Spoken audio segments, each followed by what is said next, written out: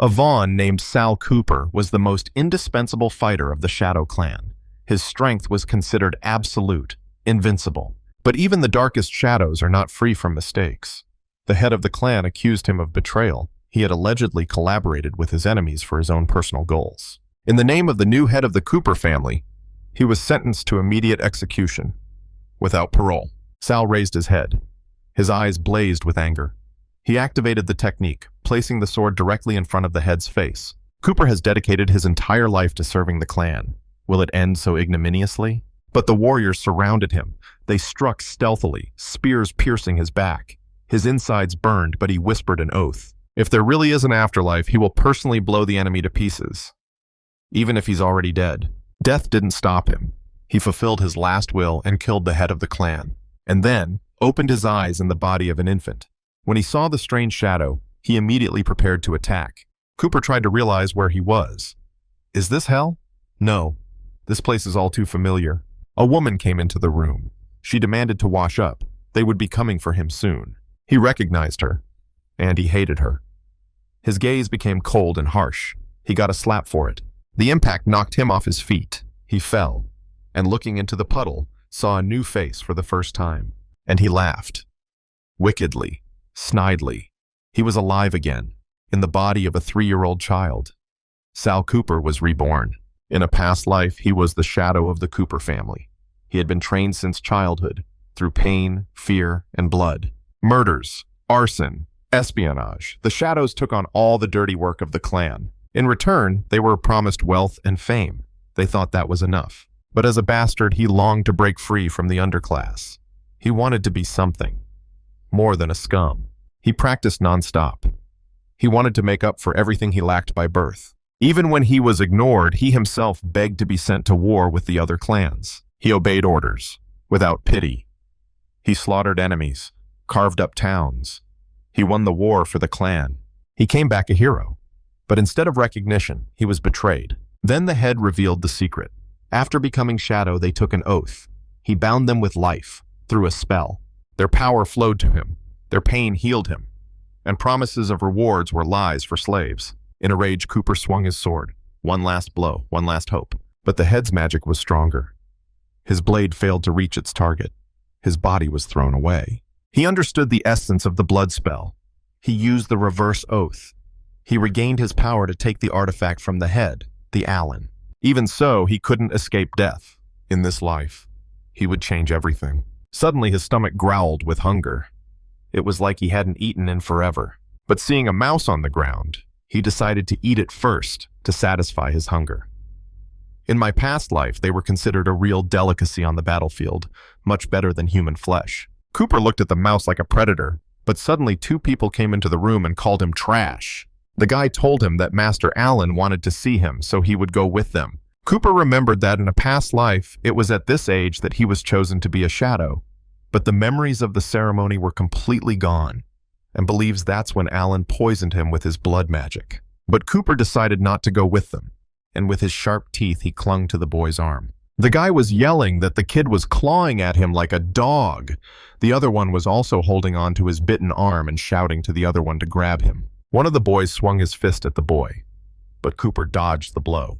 And grabbing a hammer under his arm, he chopped off the arm of the guy who took a swing at him with one blow. The other guy was just shocked to learn that the boy knew how to handle a sword. And Cooper thought he had a chance for revenge, and in this life, he would do what he had started in the last. In his world, there was a shadow oath, and it is an ancient blood magic spell that allows the one using it to make the target of the spell his shadow, at the cost of only a couple drops of blood. The shadow cannot harm its master, instead only taking damage instead. At the same time, the master of the shadow will take all the power and abilities that his shadow accumulates. And because of the overkill of this spell, the Empire issued a law over 100 years ago. Destroy all books containing shadow oath spells and also banned the use of this spell. During the initiation, Allen just slapped his ward saying he was useless trash, and told him how dare he call himself part of the Cooper family when even a wild dog can beat him. The ward grabbed his face and apologized to the head and begged for mercy. Afterward, Allen approached Cooper and asked how dare he oppose his master's men, and since Cooper had done so, he would sit and rot in the dungeon. The men understood the order and set out to carry it out. But suddenly a girl in heels came in and asked Alan to stop. She said that this child had been a street kid since he was a child, so it was normal for him to behave this way. The girl was called Hera, and she was the head of the family and Alan's mother. Hera said that now was not the time for punishment, however, because the initiation ceremony was more important. Hera walked over to her son and told him not to forget that she had told him what they were going to do today. Sal Cooper looked at them and didn't even know why his mother had chosen such a pathetic bastard to be his shadow. I'd have to kill him when I got the chance. Alan turned to his mother with a smile and replied that he understood.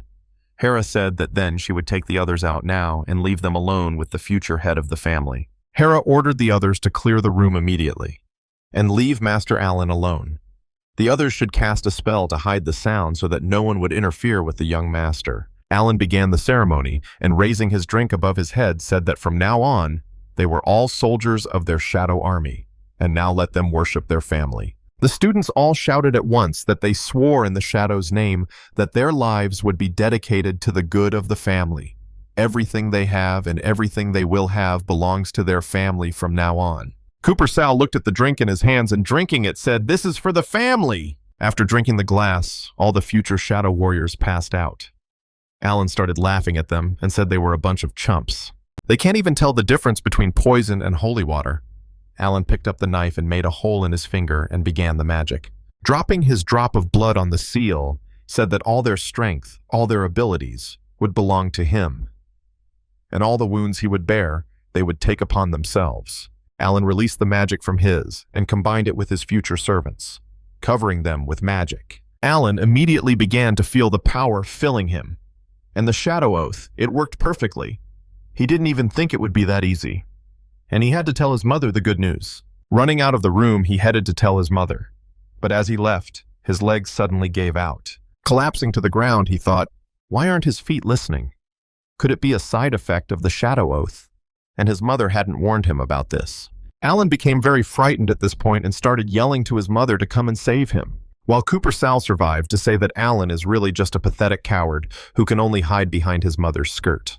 It was a shame his mother had cast a soundproof spell on the place to keep him out of the way. So no matter how loud he screams, no one can hear him. Cooper Sal just looked at him like a victim and smiled his scary and intimidating smile. Alan asked the guy, how did he wake up? And how does he know about the oath? Sal asked in response, is he really scared? And can he believe that he actually knows a lot more? And if he told him that he was able to undo the oath, how would he react to that? Sal immediately swung his sword and decided to break the seal completely, shoving the sword into the ground. Alan immediately grabbed his body and began to feel his heart start to burst, and asked Sal what he was doing, and asked him to stop it. Sal smiled and remembered that in a past life, he had to die to get back all the things Alan had stolen from him. However, this time, it was just an eye for an eye. Sal simply turned his sword and aimed his attack at Alan, finishing him off once and for all. But at the last moment, the spell broke, and Alan's scream could be heard. The servant told Mistress that it was over. But Hera heard her son's voice and turned and shouted to Alan. She felt that something was wrong, but things turned out much better. The servant came to the lady and said that the young master was fine. He was only slightly exhausted after using such strong magic. As for canceling the soundproofing spell, one of the servants got distracted while casting the spell. He's already finished him off. Hera replied that she understood and ordered them to feed his body to the dogs. The servant looked at Alan and said he looked a little worried, though understandably so. He was too young for something like this. This invariably led to a great deal of psychological strain. Alan was thinking at that moment why he felt as if something had happened, but he couldn't remember what it was. Hera put her hand on her son's head and told him he shouldn't worry about the shadows. It's just the law of the jungle. He's bound to.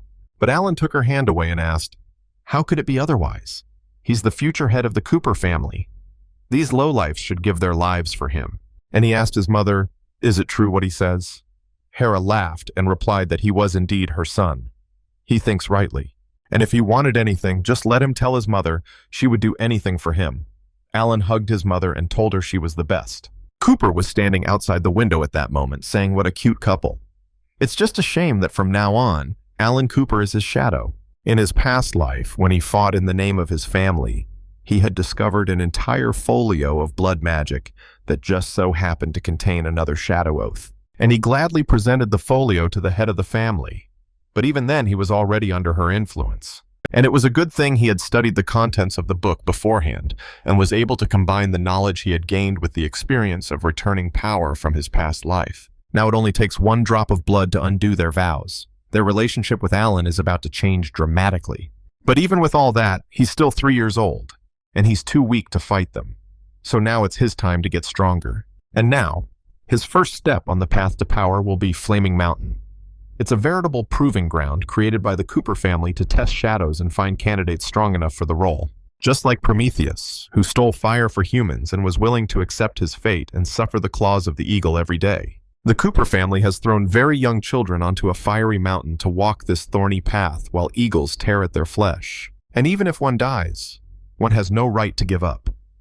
And only when the first shadow reaches the top of the mountain will it receive the blessing of the eagle griffin. And then he'll get a body that can't be damaged, no matter how much he's tortured or beaten. The leader gathered all the boys and told them that they had only 3 days.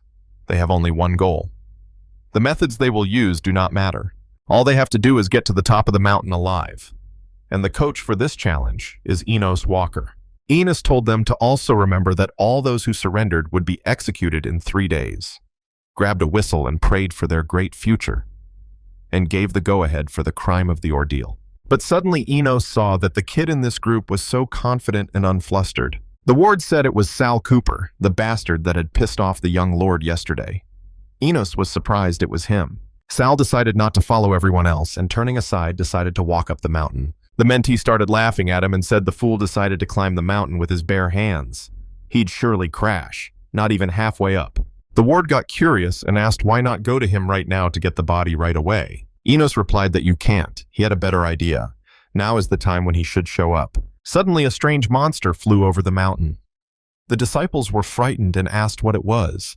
When they looked closely, they saw that it was an eagle. The eagle was so ruthless that it left no child behind as it climbed up the mountain on the trail. But Sal climbed to the top and looked around to see that the eagle had already killed everyone. But the eagle's gaze was so sharp that he noticed him at once. Enos took up his bow and said that Sal had pissed off Master Alan yesterday. So why don't they use the griffin's help to get rid of him? Taking aim, Enos said he wanted the young lord to have a little fun, and fired an arrow straight at the griffin. The griffin dodged the arrow and asked who dared to do that. At that moment, Sal had just stepped in front of him. The griffin wasted no time and attacked Sal, screaming at him to die. But Sal was ready for it and could tell him the same thing. Sal leapt into the air to dodge the griffin's blow. And he remembered that he'd been through this once before, so he knew for sure. Climbing the griffin, he said there was only one way to get the griffin's blessing as soon as possible. So he raised his sword over the griffin and decided to tame it, and stuck his sword right through its head. He knew that the griffin was a stubborn monster with intelligence like a human. If he couldn't completely defeat it, he wouldn't be able to tame it. And that means he needs to give his best. Sal just started swinging his sword and unleashed an attack at him. The griffin was just at that moment saving up its energy to release it. The attack was unexpected, and the guy couldn't dodge and was thrown backwards. Sal couldn't stay on his feet, and he grabbed at the chips. But he was so stubborn that he grabbed the rock and held on. Sal, at this point, was just lucky he'd caught on. He was too reckless. He's 3 now, not 30. Even his sword skills from his past life wouldn't help him now. And with his current height and weight, Griffin will swat him before he can even get close to her. Fortunately, there is another way to defeat her, but we just have to get to the cave. The Griffin, seeing the guy still alive, decided to once again attack with the same attack as before. But Sal ran away to the side, but felt that it was powerful wind magic. And every time the Griffin releases streams of wind from her mouth, it increases her power by 1 up to 10. And once that happened, even if there were 100 of him here, it wouldn't be enough. And suddenly, in the moment, he remembered something. Sal realized that since he couldn't hide from her attacks, why not just use her attack to get to the cave? Sal climbed up the mountain and jumped with his sword straight into the Griffin. He realized to minimize the damage he received, he would immediately use the power of the Oath of Shadows to take the power from Alan. Sal used his powers while Alan fell off the bench and passed out. The servant was frightened and shouted that the master had fainted. After that, Sal was in the cave and it worked. And running into the depths, he decided to hurry up a bit. Griffon ran after him and said the guy was a petty fool. And where was he going to run to? Suddenly, the Griffin stopped and was shocked. Sal at that moment grabbed his child and put his sword under her neck. The moth was begging its mother to save it. Sal said that few people know that the cub of a powerful creature like the griffin was born with broken wings, unable to fly. The griffin asked him what he was going to do with his baby. Sal answered him not to worry. He doesn't want to hurt him. On the contrary, he could help to heal his wings so that he could fly. But he has one condition. The underling downstairs told the boss that the kid's out of earshot now, and apparently he's already been eaten by the griffin.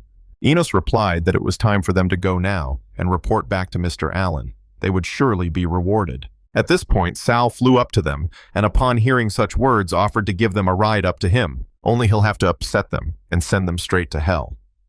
That's where they'll be waiting for him. Enos turned around and asked in surprise, "Is that Sal Cooper?" They were frightened and running away. The ward shouted that it was impossible, but the griffin didn't give them a chance to escape and immediately ate them whole. He said he had fulfilled his part of the bargain. Now it was his turn. Sal replied that they should go then. Let Griffin take him to the dungeon at the northernmost part of this mountain range. The griffin lifted the lad on himself and led him to the land of stones.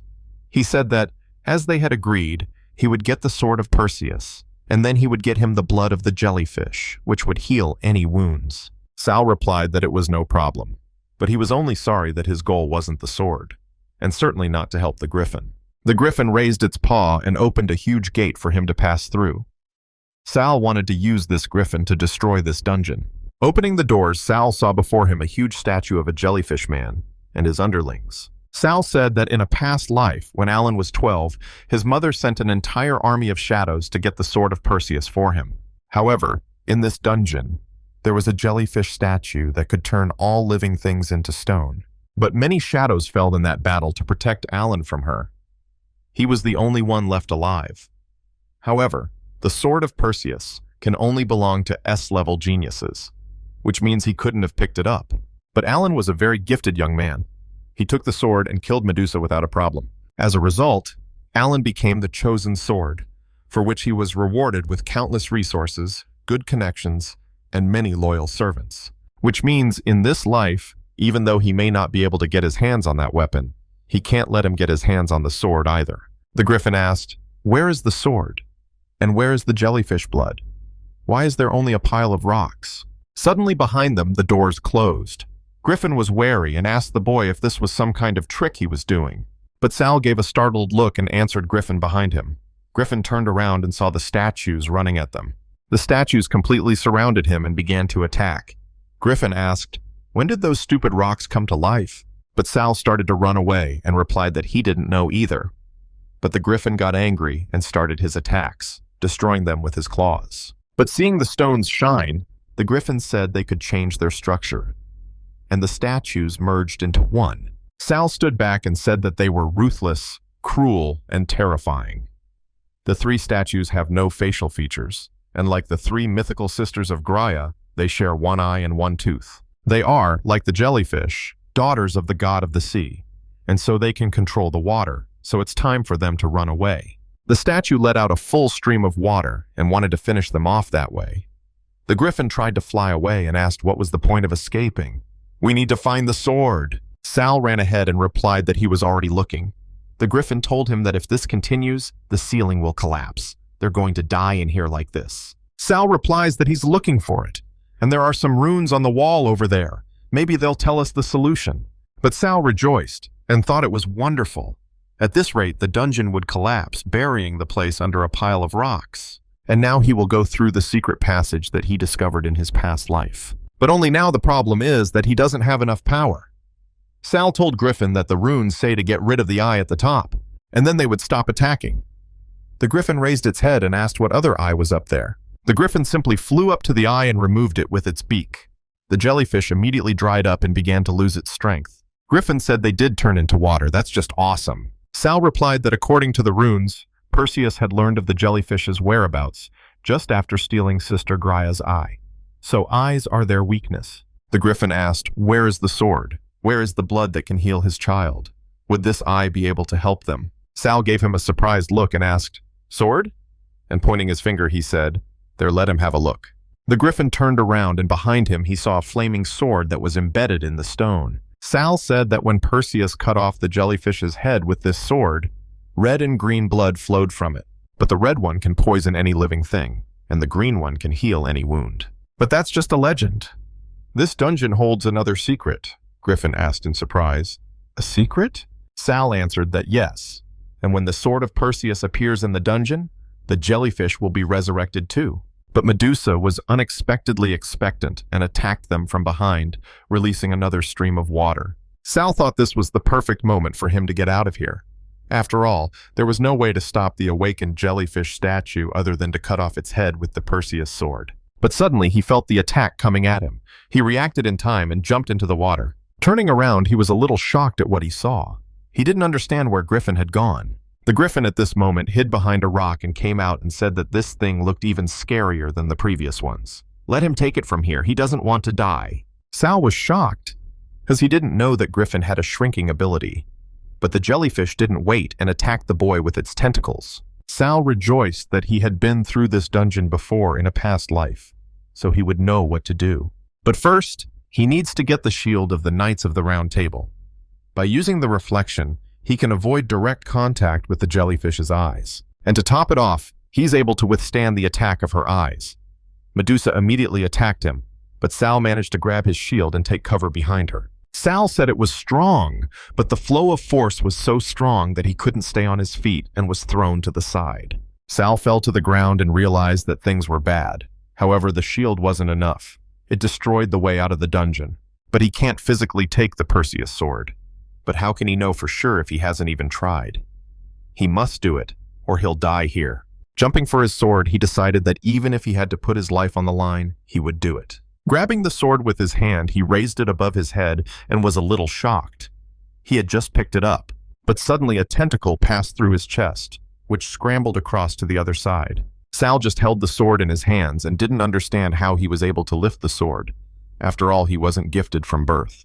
He remembered the moment when Alan had asked him how dare he even think of touching that sword with his D level. And now Sal realizes that something's gone wrong. And suddenly he remembers. And that's what this is all about. His fencing talent belongs to him now. Sal used his swordsmanship talent and began to glow with red flames. The Griffin watched from behind the rock and asked what happened, and saw that this kid had made it out of her grip in one piece. He'd just become a monster. Sal didn't waste any time and swung his sword a couple times. After a few blows, he was able to kill the jellyfish, leaving his mark on its head. But he realized that in his past life, his swordsmanship level was S. But Alan's mother used some kind of magic to kidnap him and give him to her son. After that, she erased his memories, so that's what the truth is. Sal wiped the sweat from his face after the victory and cheered, and Griffin wondered what was wrong with this guy. But Sal was starting to get more and more interesting. Alan, his whole family, just let them wait for him. But Griffin decided that it didn't matter anymore, and while the kid was going crazy, it was better to get out of here soon. Suddenly, Sal told Griffin to come over to him. Griffin asked what was wrong. Why did he call him over? But Griffin thought he was a level S monster, and why was he even afraid of him? Sal asked him if his head was strong. The Griffin didn't understand at first and asked what, and then he took his old form and flew out of the pile of stones. Griffin realized that this guy was an asshole, and he was using him to destroy the dungeon from the beginning. But since he agreed to heal his cub, he would forgive him for that. But they did not know that they had left a trail behind them. At this time, Medusa slowly seeped through the rocks and let her flow into the seal that is deep within the mountain. The Griffin turned to the guy and said he was blessing him and gives him an indestructible body. And no matter how many times he is hit, he will remain unharmed. Sal had gotten the prize and was starting to feel a lot more resilient, and small wounds were healing on their own. And it's a good thing he's minimizing the amount of damage that will be passed on to Alan. That way, his mom won't suspect anything soon enough. Plus, you have to hide the fact that he has S-level talent. You don't want to attract too much attention. Sal pulled out a bottle and told the Griffin to let his cub drink this and his wings would heal. The Griffin took the bottle and poured it directly into the baby's mouth. The baby felt the power inside and immediately took off. The Griffin rejoiced and shouted to the baby that he could finally fly. Sal said he was only learning how to fly. If he doesn't find a master before he comes of age, he will remain just a stupid bird. The Griffin asked the boy what he meant. Sal replied that it was nothing like that. I just wanted to warn him. After all, she only became so strong after she found her master, didn't she? The griffin realized that it was true. If his master didn't feed him humans, he wouldn't be able to develop his soul and become stronger. But the master died over 100 years ago. Where can we find someone as strong as him, who can kill others without blinking an eye? Suddenly he remembered the boy. He turned to him and said that he was asking him to take his cub as his magical pet. And he saw that Sal, at such a young age, was much stronger and smarter than the rest of his peers. Maybe in the future he could surpass even Brad. And then Sal was glad, for he was caught. He told the griffin he'd take him, but only if they made a deal with him. Griffin asked with surprise, "A deal?" Sal replied that he wanted to know all about Brad Cooper, and also where lies their precious key that opens the door to Brad's spiritual sword. Hera at this time asked the doctor what it meant that he couldn't figure out why. After all, Alan had passed out twice in the middle of nowhere. It couldn't just happen like that, could it? And how long could it go on for? The ward answered her not to worry. After all, thanks to the Oath of the Shadows, the young lord would recover quickly. After all, any damage is taken by the little shadows instead of him. Hera realized that it was all true, and there's just something weird going on, and she thinks Alan became like this just after the shadow ceremony. Someone is clearly behind this. The ward turned to the lady and said that something unexpected had happened. It needed her attention. Sal Cooper took first place in the test exam, as they had expected. However, Sal Cooper used the griffin to kill Walker's uncle and his nephew, and afterward tamed its cub. Hera was frightened and asked where he was. The ward replied that he was right outside the door right now. He's going to call him right now. Sal came into the room immediately afterward and asked Hera if she wanted anything. Hera asked him why he had killed Walker. Sal looked at her and replied that he did it for the good of their family. It's kind of pathetic that a shadow trainer was killed by a mere 3-year-old. Their Cooper family doesn't need that kind of trash. And doesn't the missus agree with him now? And suddenly, Hera saw the exact same expression on his face. Anger, disgust, but no fear. He definitely had some trump card up his sleeve. Hera told Doug to give Sal a reward and send him to the healing springs of Eden. Selu bowed and said he was grateful to her, and he thought the source of Eden would be just right for him. Leaving Hera told Doug to pick up the pace of learning magic deprivation. They should take Sal's talent away and give it to his son before the inheritance ceremony for Brad's sword begins. She realized that if Alan's secret about his lack of innate talent for fencing was revealed, he could be disinherited. And for now, she'll let him go, and see how far his insolence can go. Selu ran straight to the springs of Eden. But he remembered that before parting, Griffin had said that before he died, Master Brad had used a forbidden magical technique to seal his soul at the bottom of the Eden Springs. And the point of this is to pass on all of his knowledge and swordsmanship experience accumulated over a lifetime to an heir with S-level talent. This is so that the Cooper family's status in the Empire will not waver even after his death. And when he is at this bottom, just let him follow the water current. It will lead him to an underwater cave where he will find the key, and that will lead him to his master. But something is going on in Eden Springs. Because of his long separation from his master, he doesn't know what it is. The only thing he can tell him is that the master has blood magic. It's going to be hard to pull off. Sal said blood magic sounds weird, and it looks like getting the heirloom sword before Alan does is going to be difficult. Did the guy who saw him say he was the same Sal Cooper who qualified for the qualifying exam and took first place? The second student replied that this was correct. He was also able to tame a baby griffin. But suddenly Lucian Sia approached the guy. Reno's little acolyte asked, "What's so cool about this?" He's just the son of a pathetic girl of easy virtue. The son of the Cooper family's stable boy, Reno Ors, came up to Sal and said congratulations.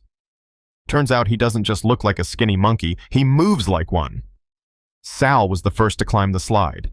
Sha couldn't help himself and started laughing very loudly and saying that he was really a monkey. Sal remembered that in his previous life, these two men had been his subordinates.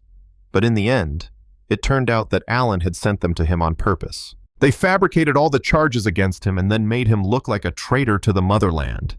And since they can always rely on Alan for support, they got used to the power pretty quickly. Ors immediately raised his fist at him, asking why he doesn't answer. After all, he wants to see if his indestructible body will help him. Striking with his fist, Sal bitched to the last and stopped at the very last moment. Sal twisted his arm and said they would look at it now. Ors immediately started screaming in pain. Sha saw his friend being hurt, immediately pulled out a knife and shouted that the guy was faithfully seeking death. But Seiya swung so hard he didn't see where he was hitting, and Seiya just put oars in front of him, and the knife pierced the guy's chest. Sal said he apologized. He accidentally covered himself with this guy like a shield, but they were very lucky. This water can heal any wound. Let them go and bathe for a while. After all, they would still be useful to him for practicing together, and in this life he would make them obey him without question. Oars fell to the bottom of the water, and Sal could smell the odor of black magic. How such evil and forbidden magic, on the level of blood magic, could appear in springs that healed any wounds. And it looks like that's what the griffin called something strange. And it's best not to go down into that water, which means we have to find another way to get to the bottom of the spring without touching the water. Suddenly a warrior began to pass near him, who was dragging a girl by the hair, and she was screaming and begging for help. Sal immediately recognized that voice. The warrior said she can't even serve tea properly, and she thinks she deserves a good beating. The girl apologizes and replies that she didn't mean to, and asks him to let her go. Sal looked over and realized it was Adelia. The warrior had raised her hand at her and was saying that she dared to object yet, but immediately he heard a voice saying that he was just going to be beaten. Sal just didn't give him a chance, cutting him in two. The boys were very frightened and shouted that a man had been killed and let them report to the guards. Sal asked her if she was okay. At that time, Adelia saw him as a savior. Sal thought she was the princess, and seeing her face, thought he had scared her. Sal said he apologized for scaring him. Adelia replied that it hadn't even happened. Adelia thanked him for saving the day, and after introducing herself to him, she asked him what his name was. He thought back to an old memory where Adelia had told him he'd been hurt again. Sal realized that she had been his best friend in his past life. She has an incredible magical talent that is many times greater than the powers of her peers. During the battle, she would always tell him not to worry because she would help him. Adelia asked the guy, "Isn't he Mr. Cooper?" But either way, she was grateful to him for saving her. Sal could see that even at her age of 5, Adelia was incredibly sweet. He told her no problem because any gentleman would do the same, and let her just call him Sal. However, she doesn't know how one could empty this spring or get to the bottom of it without touching the water. He realized that he shouldn't forget his mission. Since he had found Adelia, everything would work out. Adelia asked him, did he notice it too?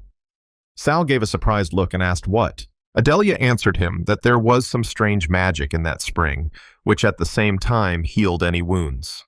But once she touches him, nothing else but this water can heal his body anymore. Sal immediately realized that this was another way for the Cooper family to control their shadows, forcing them to seek treatment. Adelia said that, however, she wanted to thank him for her rescue. He knows one way to get to the bottom without touching the water. Adelia used her powers on him and said she called it duck magic. Sal was surprised and asked, "Duck magic?" The girl replied that it is because it makes people like ducks. Even though they may be at the bottom of a body of water, their feathers will never get wet on the inside. Sal realized it was isolation mania. It turned out that even as a child, Adelia had a habit of giving spells such strange names. The Cooper's warriors came in and said, "Here they come." And it was that guy who killed the man. Adelia got scared and said they were coming for them. Sal grabbed her hand and told her they had to get out quick, and together they went into the water. Sal saw that the underwater current leads right to the bottom of the spring. That must be where they are going. Adelia told the kid they can't go in there. They've got to get out of here. But they couldn't handle the current and they were swept to the bottom. Once in the other world, Adelia tried to wake Sal up and slowly slapped his face to bring him to his senses. Sal opened his eyes and saw a girl in front of him. He looked around and realized it was here. Adelia asked what it was. Sal replied that it was a precious key. It could open the door leading to the spiritual sword. The girl said there is no door here, so how do they use this key? Maybe the door needs to be summoned. Sal replied that although he didn't know what a spirit sword was, they could try. Adelia took the key in her hands and turning to her asked that he hear her voice. Let him find his master and open the door that would lead to him. But Sal suddenly sensed something and said it was bad. He turned around and saw that the plants had turned into monsters and were attacking them. But Sal reacted in time and grabbed Adelia and started running, and jumped out the other way, where the plants couldn't reach. Sal opened his eyes and saw that the portal had appeared. But when he looked at Adelia, he saw that she was unconscious. Sal moved her to the side and decided there was nothing to be done. And now he would have to leave her here for a while. He put his hand on her head and decided to cast the invisibility magic she had taught him in his previous life. He put his hand on her head and decided to cast the invisibility magic she'd taught him in his previous life. After all, he has a tough battle ahead of him. It is, after all, a test to obtain the sword of Brad himself. Sal headed towards the portal without fear and stepped through it. After all, he had a tough battle ahead of him. This was, after all, a test to obtain the sword of Brad himself. Entering the portal, he came out the other side and got in place of the corpses that had been lying there for centuries. But the monster that inhabited the place saw the guy and greeted him. This life told the story of Eden Springs, for it was not just a place to rest and heal wounds, but also a place where the Cooper family kept their concubines. But Sal was only now learning what had really happened to them. But they had become food for the sword. Suddenly, the monster suddenly appeared in front of him and said that it smelled like an S-level talent. Sal stepped back sharply and was surprised at how he knew about this. The monster asked, "Is he really Alan Cooper? That child gifted with S-level from birth." But he didn't look like a spoiled brat either. He immediately jumped on him and said that the boy was just a bastard who had encroached on the inheritance. But Sal used his new sword and stopped his attack. The monster said he wouldn't give it to him for nothing. He had to pass a test first. Sal told him not to worry. He's here just to kill him. The monster raised his sword and said that nothing less was expected of his offspring. The monster threw his punch and said it was just arrogant. Sal couldn't handle the force and was thrown aside. The monster told the guy he was still too weak. But he saw that he had the gift of the griffin. And he didn't expect that brainless bird to recognize him. And it had been a long time since he'd seen a griffin. Sal knew that Brad had sacrificed most of his power to seal his soul in his own sword, and he must have it. But with his current strength, he still had a chance. Sal immediately stood up and released his griffin power. With Griffin's help, he placed a huge cross behind the monster. The monster turned around and realized it was a blood magic banning technique. Sal said that they had been dead for a long time, and didn't know that in the last 100 years, the Empire had invented several secret techniques to combat blood magic. And now, he would rip out his heart and get his inheritance. Sal ran at him with his sword, but the monster asked him not to. At the last moment of his attack, the monster suddenly broke free and stepped aside, saying he was scared. Sal was in shock and didn't understand how he was able to free himself. The monster shouted that he was laughing, and it had been a long time since he had played with such a small mouse. However, the game is over. He doesn't want to have any more fun. He has strength and talent, but not enough to earn the right to wield his sword. The monster just wouldn't play with him and released his spirits. Sal immediately realized that it could use blood to create spirits, and the power is immense. But suddenly one of the spirits attacked him from behind and wounded the guy's back. Sal realized that they had started attacking too often. Sal applied his holy sword defense technique. He decided to use Perseus's sword to defend himself against his magic. The monster just touched his finger and said it was useless, and easily shattered his defenses. Beyond that, the monster grabbed the guy by the throat and was saying that he should know that after a cat plays with a mouse, it will eventually eat it, right? Sal immediately felt the blood and power all go away. The monster said his aura was so warm and familiar. One of his concubines had the same. Maybe it was his mother? When Sal heard about his mother, he immediately became enraged. The monster said it was great. He'd get to taste her baby. Sal immediately remembered his mother talking and singing her lullabies to him before bedtime, and she told him that his mother was always there for him and would pet him all night. The next day, Sal was already running to his mother's house and carrying flowers, but without looking under his feet, he fell to the ground with his face. But on that day, his mother apologized to him and said she had to leave. The mother at this point didn't even turn around for one last look at her son and just walked away. After that, all the guys started beating him up and saying his mom didn't want him. I mean, nobody wants scum, and after that, they just think he's a miserable kid. Sal immediately grabbed his head and screamed that his mother couldn't have left him, and now he knows who killed her. Sal felt a quick burst of strength and breaking off the fight said that he was the one who killed his mother, and immediately stuck his sword right into the monster's chest. The monster didn't realize what had happened right away. Then he felt a pain in his chest and a tear in his meridian. The monster realized it was blood-sucking, and how easily the boy is able to use his magic. But he would soon burn all his blood. Would he really kill him? The monster grabbed his chest and said that he had spent too much energy on the blood spirits. He should eat a couple more women to replenish his strength. The monster immediately ran to his women's flesh and began to eat. Sal asked, "Does it taste good?" Sal jumped at him with his sword and said he asked, "Was his mother tasty?" As he thrust his sword into the monster's body, he saw his mother in front of him. He was a little confused. But Sal didn't stop that this time and stuck his sword once more into the monster's head. The monster fell to the ground and said that the kid was completely insane, and you have to back off and find a couple more concubines or he'll die. But Sal didn't stop there and stuck his sword into it once more. The monster asked him not to kill him. He could merge with his sword, become a spiritual weapon, give him more power. But Sal answered him that he didn't deserve it. The monster dissolved and took the form of blood. The story stated that the legacy of swordsmanship, once absorbed, would fuse with his body forever. Sal suddenly remembered that he hadn't seen his mother since he was born. Just a crazy fantasy and a pathetic monster. But when he looked at the blood, he saw his mother's face that said, "No, he's not a monster." And his mother would always be there for him. Suddenly, Adelia came in and asked if he was all right. "And why is he covered in blood? Is he hurt? She'll fix him right away." Adelia touched him and immediately applied his healing technique. But Sal remembered that in his past life, Adelia had been his concubine. Suddenly he couldn't stand it anymore and hugged her. Adelia didn't realize what had happened and felt awkward. And now Sal promised himself that in this life he would never let anyone touch her. After the disappearance of the demon that was the spirit of Brad's sword, a real divorce began in the Cooper family. All the guardians of the sources of Eden were sentenced to death, and the servants, who had seen Sal's rage, no longer dared to behave so rudely to Adelia. And according to rumors, it was Sal Cooper who stole the spirit sword from the springs. However, without having enough evidence, Alan's mother could only continue her pursuit, and imprisonment, blood draws, poisoning. But Sal remained unharmed. 4 years later, in the training ground of House Cooper, Alan fought his servants. The servant fell to the ground and begged only for mercy. Alan asked, did he really want to overpower him, being so weak? The servant replied that of course not. He is simply marvelous.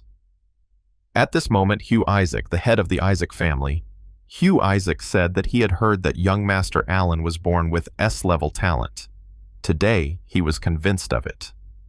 The head of the Cooper family, Duke Leon, was also by his side and thanked him. Suddenly, someone in the crowd told everyone to look back. The warriors immediately saw Sal, and they all jumped on him. But Sal stood still and said it was kind of noisy, and used his shadow blade, and easily got all the servants out of his way. Hugh watched this kid from home and recognized the technique. Usually, kids his age were still at the level of Iron Sword Adept, and this kid has clearly already reached the level of a Silver Sword Protector. It's simply unbelievable. Alan got angry and thought he was a jerk and asked how dare he steal his triumph. Alan pointed his sword at him and said he was challenging him to a fight. Sal was surprised and didn't understand what he was going to do. Sal realized that if Alan had gotten his talent, as he had in his previous life, his power would be now. Sal couldn't refuse him and agreed. And it's a great chance for him to find out his current strength. Alan got excited too and told the guy to attack. And this was a great chance for him to finish him off. People were already shouting for the master to defeat him, and Master Alan will show him the true art of swordsmanship. Sal attacked him first, and Alan fought back. But he felt he could overpower him. Sal turned to the Lord and told him to use his power already. Would not Mother Nature herself favor him? Alan was surprised and asked what the jerk was talking about. Sal immediately raised his sword and the gentleman stepped back. Alan became angry and thought that it was impossible. After all, his mother had told him that with his current strength, no one could match him in battle. Sal saw that the Lord was weak, and even the magical aura from his sword is simply negligible. Obviously, it's only an artificial enhancement. He doesn't have any talent for swordsmanship. Sal dodged his attack and jumped out, saying for the Lord to let him show him what a real punch is. Alan turned around and saw the sword in front of his face. But Sal just didn't feel sorry for him and stuck the sword into his head. The warriors were frightened and all ran up to the Lord. Alan at that moment was holding his face and screaming his eyes out in pain. Hugh started laughing at this point and said that he must have been wrong. Maybe those servants who had just lost to the master were just pretending. Leon wouldn't let him talk like that and told him not to forget himself. Hugh apologized and replied that after all, Mr. Allen was engaged to his younger sister, and he just doesn't want her to marry a lowlife. Leon told him that he worries too much. If it wasn't for a marriage of convenience, there's no telling if his sister would have married anyone. Hugh got angry and asked him what he had just said, and turned around and said he had to go, and let him not forget that the joint action between their families would happen in 10 days. Leon was also angry and thought that Alan was just a lowlife. He asked the servant what the shadow's name was. The servant replied that his name was Sal, the son of one of his concubines. Leon was surprised that it was his son. No wonder why he was so good with a sword. Leon thought for a moment and told the servant to bring him to the study. The servant replied that everything would be done. Sal headed over to the Lord after the battle and asked him, did he want something? Leon used his eye at this moment and didn't see any innate talent in him. Is he really hiding his power to compete for the right to become the heir? But he definitely has a motive. And the good thing is, he's just a boy. He'll be easy to expose. Leon said that in 10 days, he would be leading a 10 shadow squad, that he and the men from Isaac's family would travel to the lost Crystal City to retrieve dragon eggs for their families. And this is the sword that activates the teleportation formation in the Crystal City. Sal realized, to get the dragon eggs, they will definitely confront the dragon and piss him off. And he guesses it's not an easy mission. Leon is up to something. However, how could he pass up such an opportunity to get a dragon egg? Sal told the Lord that he understood. But however, he had a request for him. Leon was surprised and thought, what kind of request? The next day, Sal was out on the road. In that amount of time, the griffin was able to grow to a huge size. Adelia asked him if he hadn't told the head of the family that he would accompany them as a maid. She didn't feel comfortable sitting like this the whole way. Sal replied that she shouldn't sweat it, and asked the guys, no one minds, right? The guys replied in a shaky voice that yes. Upon arriving at the site, the guys asked, is this the Crystal City? Where are the crystals? And the dragon's nest? Sal replied that he didn't know himself. Suddenly, a girl came up to them and said that she didn't expect that the Cooper family's elite unit didn't even know anything about this town. The girl turned out to be the younger sister of the head of the Isaac house, and was Alan's fiancée. She said that hearing them say that made her laugh. Sal turned to her and asked her when she called their dumb. Gloria held out her hand and said he was the same Sal Cooper. This is their first meeting and he can just call her Gloria. Sal turned around and told Adelia to keep her and Meow here. He would be back soon. Gloria got mad at him and yelled that he didn't even look at her. But Sal went on with the mission. Gloria followed him and said she was actually talking to him. Sal turned around and answered her that he was afraid that if they didn't activate the portal before sunset, their entire trip would be in vain. But he remembered that moment when they knew each other, and Gloria kept asking him to go to practice with her, and realized that he had met that noisy woman again. But it didn't matter. One could only hope that this foolish bird would be up to the task. Suddenly, someone in the group said that the altar was glowing, but he was told that this altar was a teleportation formation. Sal used his sword and opened the portal. The group marveled and said this is what the Crystal City looks like, and it is beautiful, and somewhere here lies the legendary dragon egg. Suddenly, Isaac's family group told them to finish off the Cooper family's people. Then the egg would belong to them. Sal turned around and realized that this was really bad. And the guy who pulled out the portal sword and hoped that when they returned, the chapter would definitely reward him. Sal turned around and started yelling to his men to get out of here faster. But things didn't go according to his plan. The boy and the others ended up inside the portal, and someone was telling the Guardians of Light and the Guardians of the Crystal City to attack the boys. The guy was in shock and yelled to his mother asking for help. Gloria immediately went on the attack and said they were just pathetic scum. Gloria used the cut of the spikes against her enemies. Guy was shocked to see my lady's face. Gloria asked him who gave him permission to be an amateur. The boy replied that it was all for the good of their home. But Gloria said she thought he was only doing it for himself. The guy immediately warned my lady that she was being attacked from behind, but Gloria wouldn't have had time to react, and Sal made a strong attack and saved her life from perishing. While Sal was surrounded by several enemies at once, he raised his sword and turned to the shadows and said he was ordering them to prepare for battle. The shadows heard his order and replied that it was accepted. Immediately, they all stuck their swords under the ground and let their magic in. The magic was so unexpected that it seeped through the portal to Sal's aid, and the enemies were enfolded by magical shadow hands. Sal decided he wished to see which was better, their power of light or his shadow. The Isaac family warriors said that they captured the guards so easily. This is the Cooper family style, a combination of swordsmanship and magic. And this Sal is only a child, but he has such power.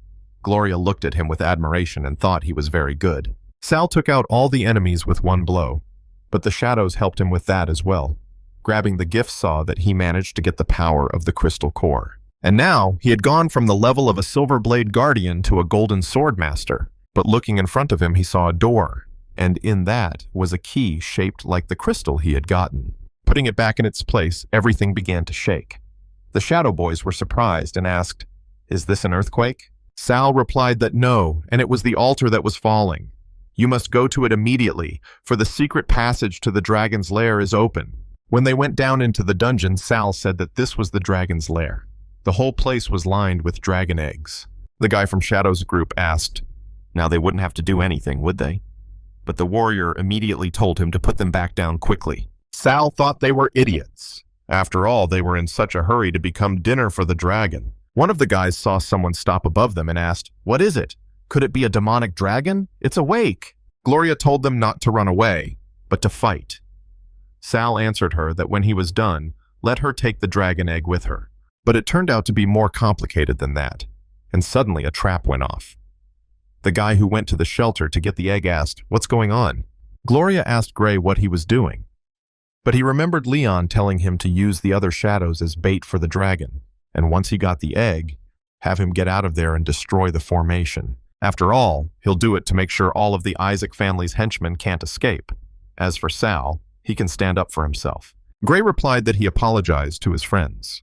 But only one family in the entire empire has the right to own a dragon egg, and that's the Cooper family. Let them sacrifice themselves for the good of the family while he delivered that egg to them. The boys shouted at him and asked him to come back now. Gloria said how cruel the head of their family is, to do this to not only them, but his own people. Sal ran to fight and said it was expected.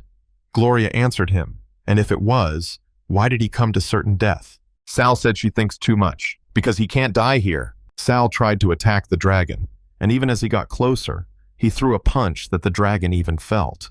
But after that, the dragon just went nuts, and immediately started burning around. Sal couldn't even hold on, and he fell under the ground. And Gloria saw it and ran to help. But the dragon saw this and attacked again, this time aiming his attack directly at the girl.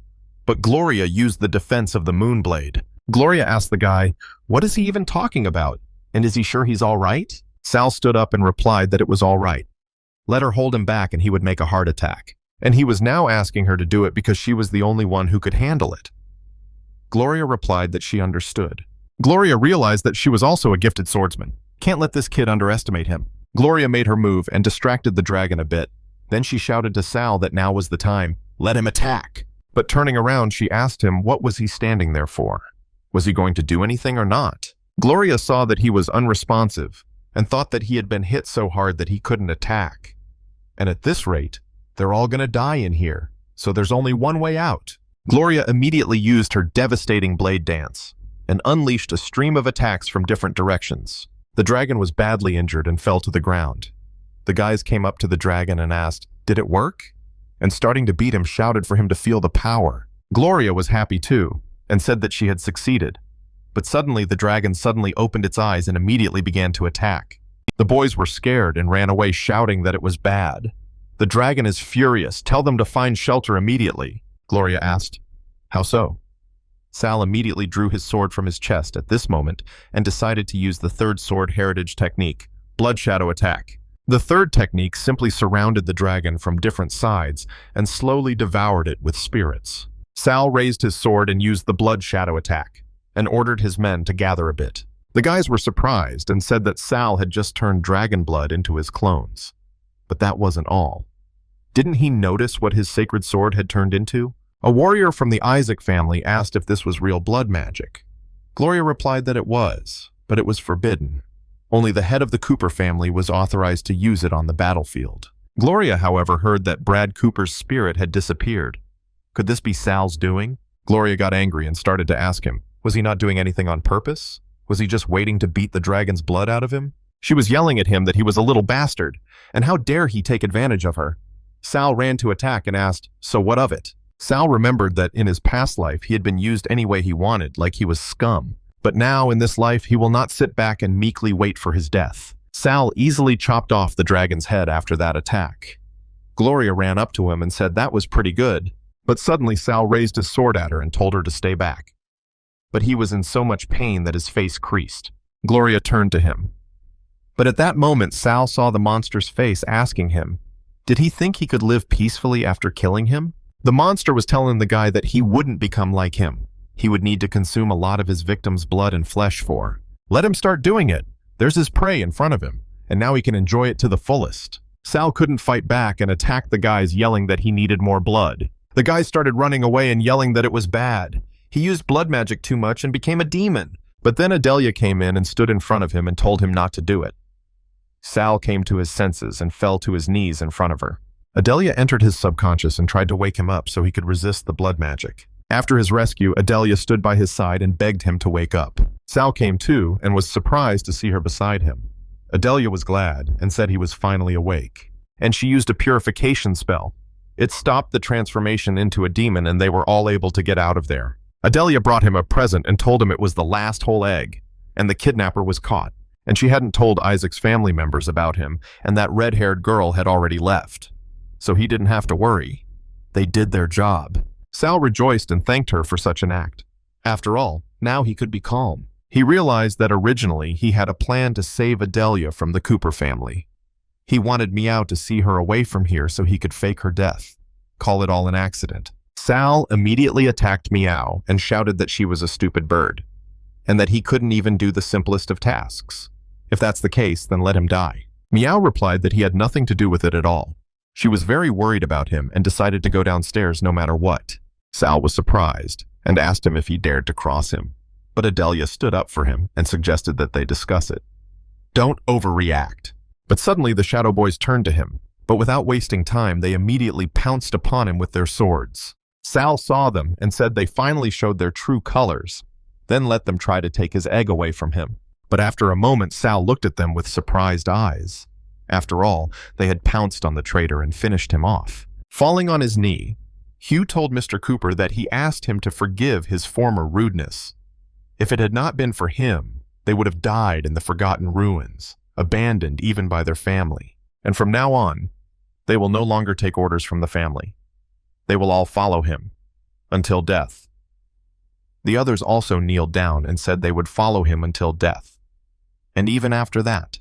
Sal tried to make a speech, but Adelia interrupted him and told him to look at the dragon egg. The egg suddenly began to crack, and suddenly a dragon cub hatched out of it, which was already flying and cranky. The guys were shocked and said, "Demonic dragon! It had been born!" Sal reached out to him and said that the dragon would only agree to obey the strongest. So does he want to be with him? The dragon flew up to him, and after giving him permission to pet him, he replied that he wanted to. Hugh rejoiced and said that even the dragon was with them. And congratulations to the master on taming the dragon. Sal Cooper's rebel troop was born today. At this time in the kingdom, Alan asked his mother when they would go horseback riding already. Hera replied that as soon as his father was done with his work. Leon got angry and asked, "What's the point of this? All he's doing is having fun. He's no better than that bastard." And did they know that a boy named Sal was not only able to kill a dragon, but also tamed her cub? Hera said it wasn't Alan's fault. Why is he mad at him? If he had been there instead of Sal, he would have done just as well. She turned around and told him to forget it, because she had nothing to talk to him about. And she and Alan were going for a drive together. Alan got excited and shouted to the servants to bring him his whip faster. Hera asked Doug how the research on magic deprivation was going. Doug answered her not to worry. They had successfully completed this research. All that remained was to find an S-level subject to test the spell's performance.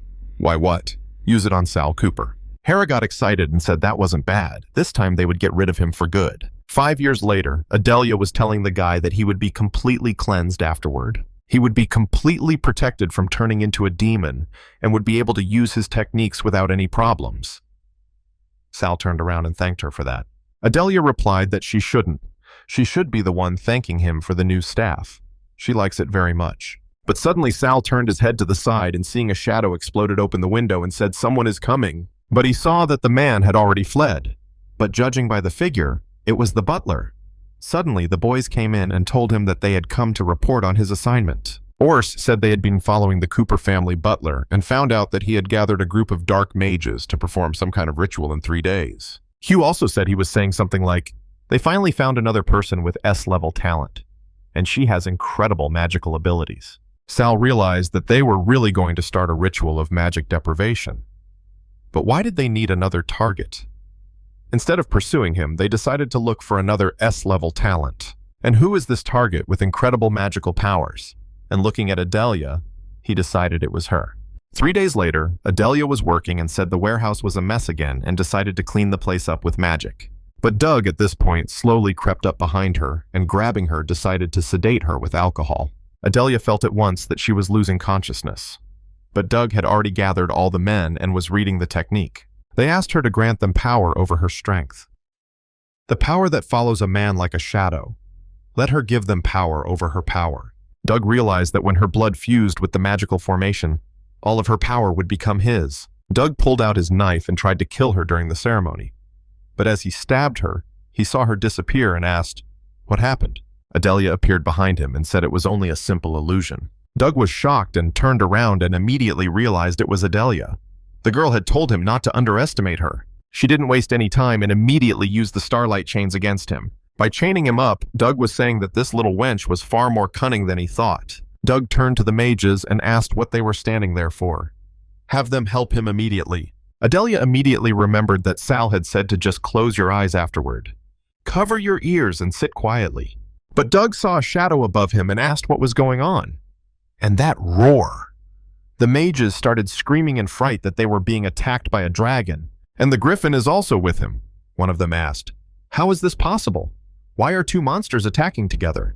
The griffin immediately grabbed several enemies in front of him and slowly bit off their heads. And the dragon just let out a flame from its mouth and completely incinerated all the people in front of it.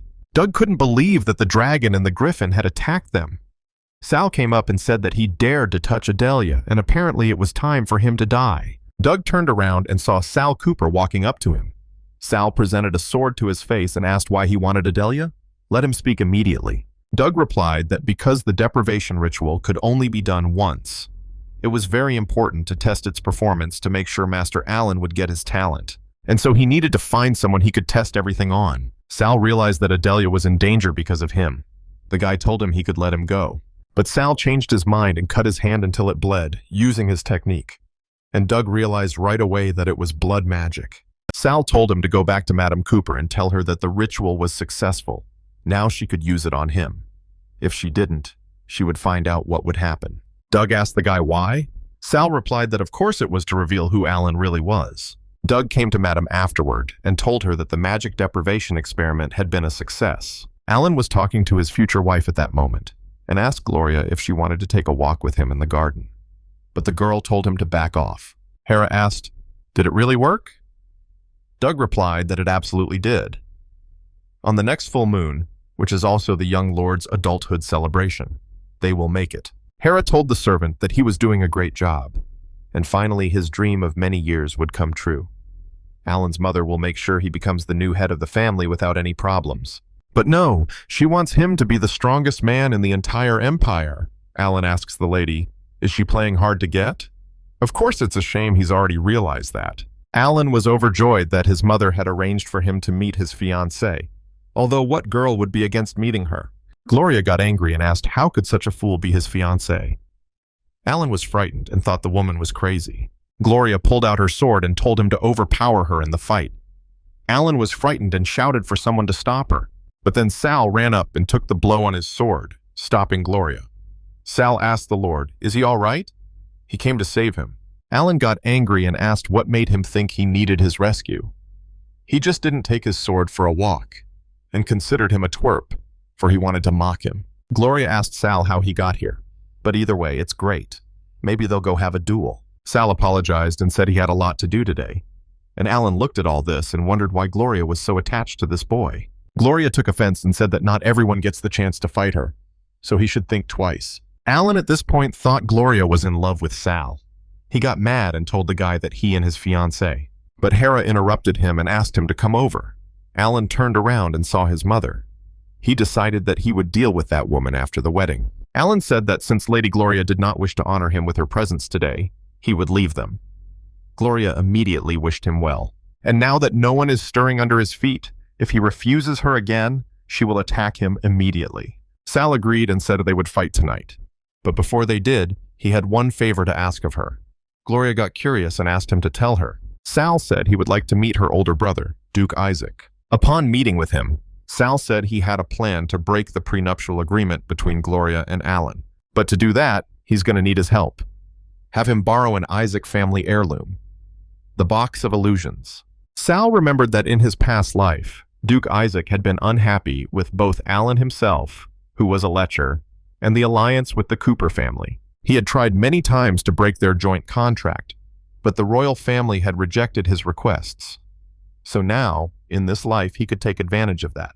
Isaac said he's an arrogant boy. How can someone like him ruin the king's contract and still ask him for favors? Sal replied that Isaac was exactly what he needed. He could solve all his problems. Seeing the blade in his hands, he was surprised and thought that there was indeed an S-level talent in the Cooper family. Sal threw a punch and said that since they couldn't break the prenup, it might be worth it to get rid of the lowly young gentleman. What would the Duke say to that? Isaac stood in a stupor and didn't know what to say to this guy. So a month later, Doug was telling Madame that everything was ready.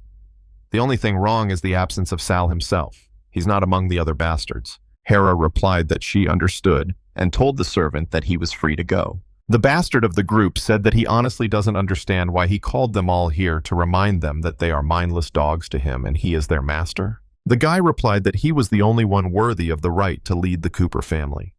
After all, no matter how you look at it, he's the only one with S-level talent. But the other guy asked them to be a little quieter, because the master might hear them. The bastards approached the head Cooper, and one of them said that all the guests were already in place, and they had, at his direction, set a table for them so they wouldn't have to wait for him. Suddenly, Isaac suddenly appeared and told Duke Cooper that it was definitely a coincidence, and asked if he'd like to have a little chat. Leon told him that he didn't remember inviting him.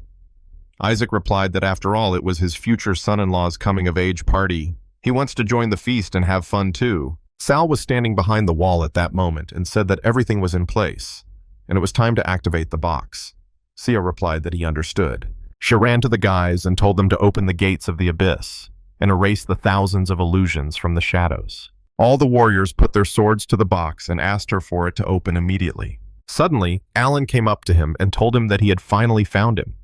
And he asked Sal what he was doing here all alone. Is he hiding from the others? But Adelia, at that moment, was having a terrible dream, where Alan held Sal in chains and pulled out his knife, saying that such talent would now be his. Adelia saw it all before her eyes and became very worried for him. But opening her eyes, she realized that they were dreams of the future. The girl was telling her to stop dozing and get to work. Adelia replied that she would start right away, but suddenly she applied the power of the stars. She looked up and realized it wasn't a dream. It was a vision from a past life. At this time, star power was a gift that time mages could unlock. Possessing it, wizards are able to use the power of the stars to see fragments of the past or future. Adelia ran and saw that Sal was now in danger. She decided she had to stop Alan before he got to him. Suddenly coming out of the bushes, she saw Alan saying that his father had asked her to pass him a glass of wine. Adelia found them and immediately applied her light of tranquility, the power of the stars, and ordered that she put him to sleep. Let Alan sleep for a few months. Suddenly someone saw her and immediately headed to attack. Hera realized it was her too and ordered the warrior to stop her. The warrior did his task perfectly and caught her. Hera thought immediately, didn't Doug say the experiment was a success? And why was she still able to use magic? But anyway, now is not the time to think about it. We must concentrate on the ritual. Sal didn't even look at the glass and drank all the wine at once. But then he couldn't help himself and dropped the glass on the ground. Alan started mocking him and telling him he was an idiot. He managed to fall for the same trick twice. After imprisoning him underground, Alan asked, how did he get the S-level talent? And how was he able to defeat the demonic dragon? Alan kept beating him up and asking how could Gloria have fallen in love with him? After all, it was all supposed to belong to him. Suddenly, Hera came and told her son to stop, and to stop venting his anger and let it go to Elu. Doug came right over and said that this dagger was designed specifically so that it could pierce through his indestructible body. Alan looked at it and replied that it wasn't bad. And what a pity that his talent would now become not his. Alan didn't even flinch after that and stabbed the dagger into his heart, screaming for him to die, and then telling him to cry and beg for mercy. He would still be the only worthy heir to the Cooper family. He'll have the best talent of all, along with a huge mala and an impenetrable body. No one will be able to top him. But then raising his head, he thought a very strange thing. Sal suddenly started laughing out loud. He said it was a great show. Everyone was shocked and asked, how so? Sal broke the chains and told Alan to better open his eyes and see whose fate was really going down the drain. Sal didn't keep things quiet for long. and with a wave of his finger, moved them all into the banquet hall. And all the people started screaming that Alan was crazy, and doing this in front of everyone. So that's what the Cooper family's eldest son really is. And it turns out that now the rumors of his talent have turned out to be false. And is such a man worthy to be the heir to an entire family? And then why shouldn't he take his place? Hera thought it was impossible, and she didn't understand. How did this boy know what they were going to do to him? Had the test of the ritual failed? But when things didn't go according to plan, now it was important to get out of this situation somehow. Alan started yelling at them that they had it all wrong, that Sal had just set him up. Isaac started clapping and said what a great performance it was. But what would Duke Cooper say to that? Leon looked at his son and addressed him in his gruff voice. But Alan could not explain anything to him. Hera took it all in stride and said that she was the one who made Alan do it. If he wants to punish someone, he'd better punish her.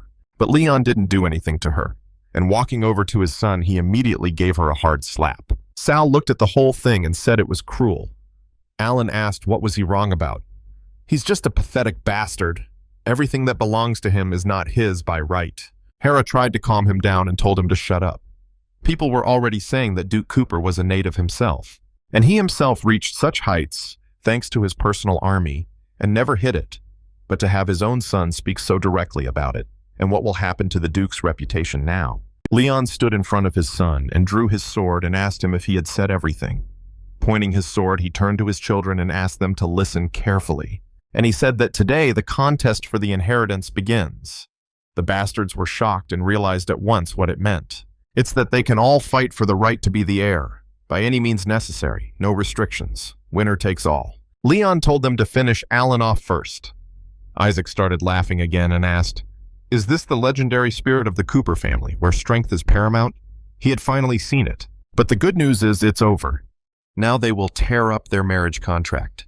He will not allow his sister to be married to a man who can only blabber, being a weakling. Leon turned around and realized that what had just happened was clearly the action of the illusion box. Isaac was obviously the one in cahoots with this kid. There are many other noblemen gathered at the feast. Any rumor that reaches the royal family from them will only hurt them. Then we should back off for now and put this matter aside for later. Leon told him not to worry. He would discuss everything with His Majesty and contact them afterward. Isaac shook his hand and replied that it was as he expected from the wise head of the Cooper family. Leon turned to Sal and said as far as he was concerned, "Anyone can fight for the right of inheritance, but you can't denigrate the family name by your actions. And the intruder will disappear without a trace."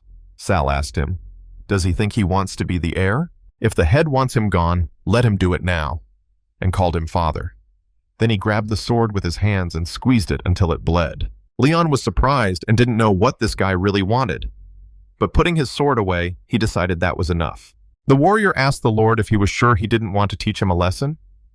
Leon replied that no, he's a pretty strong guy, and he's wondering what he's going to do next. But this guy's temper is nasty, and he doesn't even know who he is. After the ceremony, Hera went home. She asked the servant where the leak came from. Who told that kid about their plans? Doug answered her that he didn't know either. But the warrior approached the mistress and asked what they should do with the maid. Hera replied that he should throw her to the monsters. But suddenly she remembered that Adelia had used magic recently, and that could have been either because of the failure of the magic deprivation experiment, or she hadn't been deprived of anything at all. Hera looked at Doug and asked, "He took away her talent, didn't he?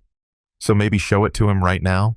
Doug replied that her talent was of such a high level that he still couldn't master it, and asks Madame to give him some time. And at once he wondered if the lady had understood everything. But Hera answered that it was not necessary, and ordered the warriors to finish him off. The warriors started dragging him, and Doug was yelling at her to listen to her. It was all Sal Cooper's doing. He made him do it.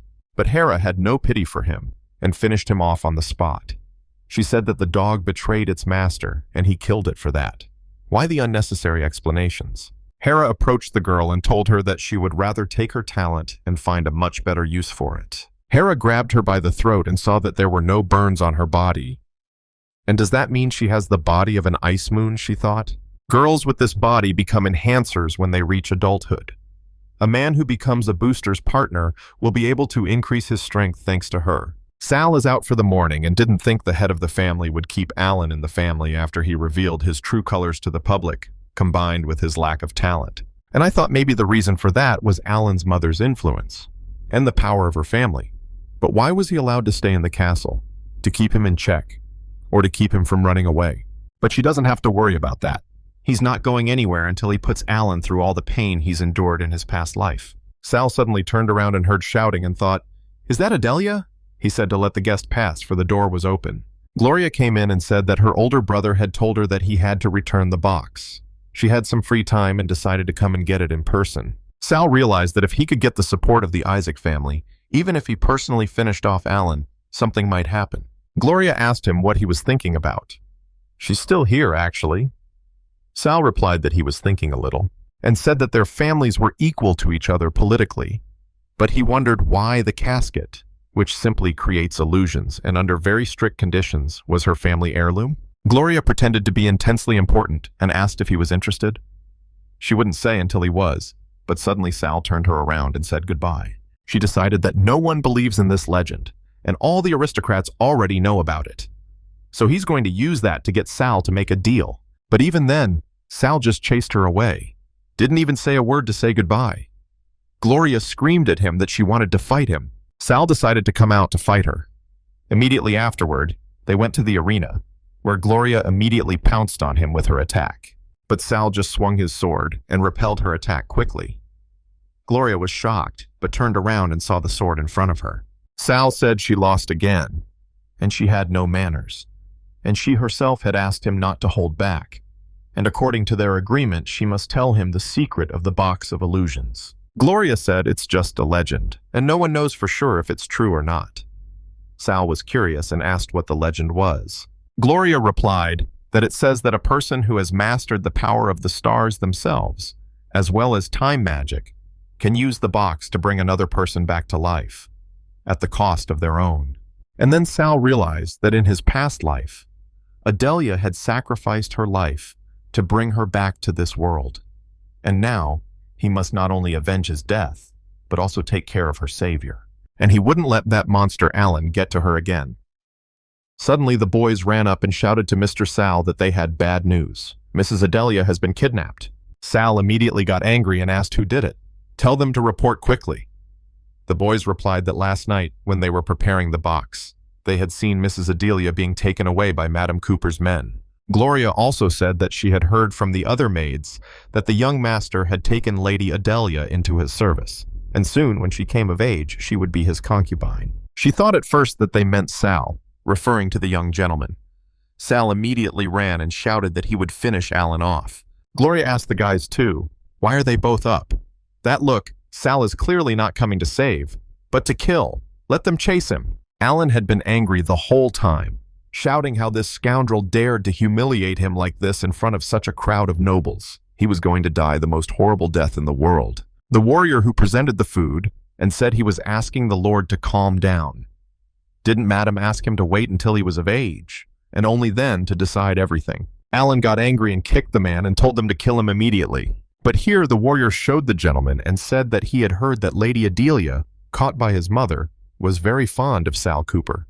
Why shouldn't he get even with her for now? Alan rejoiced and said that finally a clever thought had occurred to one of them. Alan approaches her and tells her that she is his prized concubine, and he promises her that under his careful guidance, she will become a professional light girl. Adelia was frightened and thought, what should she do?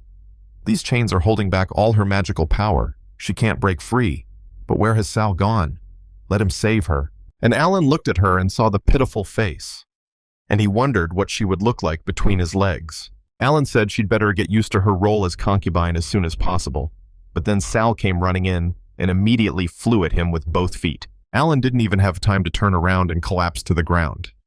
But Sal didn't feel sorry for him anymore and kicked him right in the sore spot. Alan immediately cried out in pain, grabbing his balls. But Sal didn't stop there and wanted to finish him off.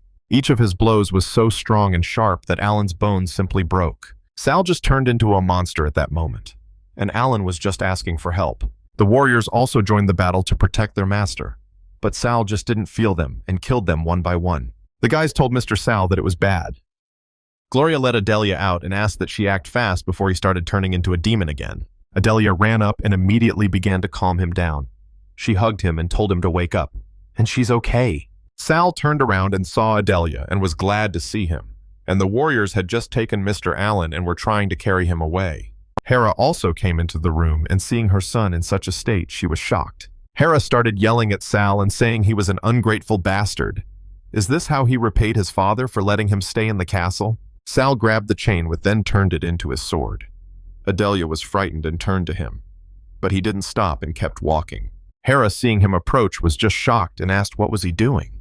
Sal wounded his arm and, bleeding on Alan's head, introduced himself and said he was challenging him to a mortal combat, to the last drop of blood. After all, he cannot allow such a threat to Adelia's life to continue to live in this world. Here it was 7 days later, in the jousting arena. Sal was telling his opponent that he didn't expect him to actually show up rather than spend all those 7 days running away. Alan was surprised and asked why he should pass up such an opportunity to squash him like a pathetic insect. Sal saw that Alan had a shield that gave him goosebumps. Immediately, the duel was declared to begin. Alan immediately used the petrification jellyfish beam attack.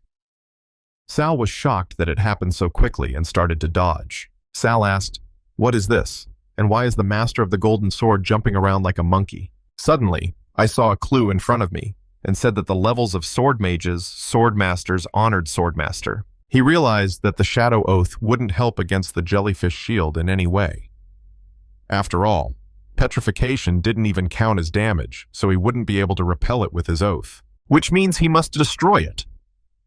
Alan turned to him and said, "Who would have thought that by depriving him of his Perseus blade, he had given him a jellyfish shield? And that is the difference between one who is favored by fate and one who resists it.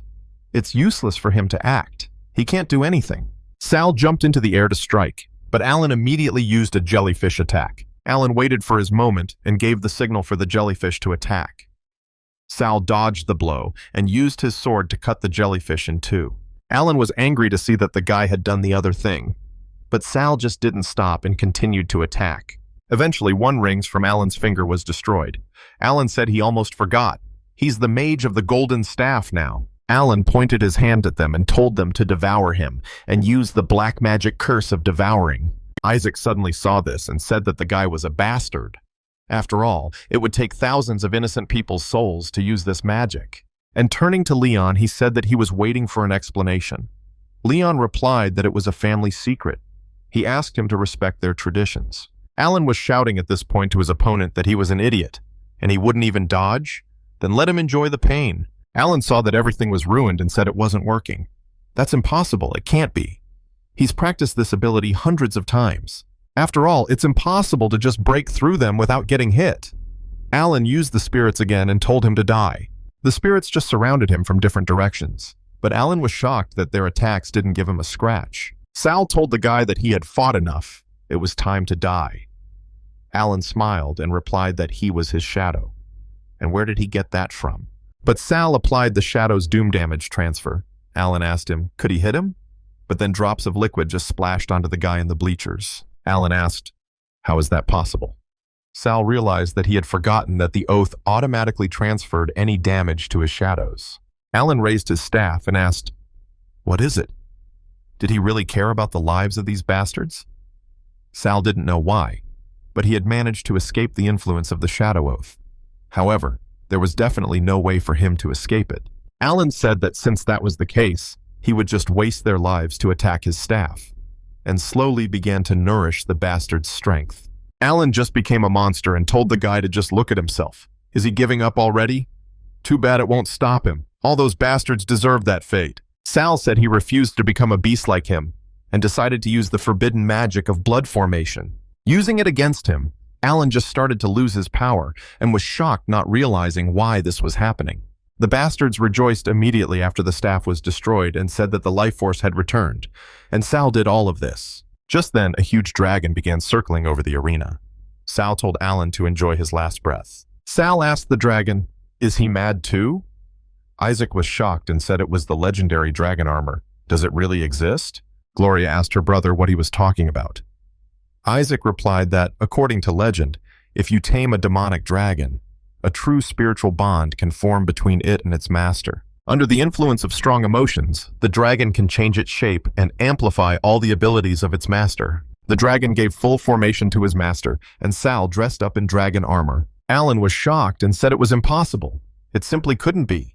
Even if he had the blessing of this little creature, he would never be able to reach an understanding with it. Alan decided it must be another illusion.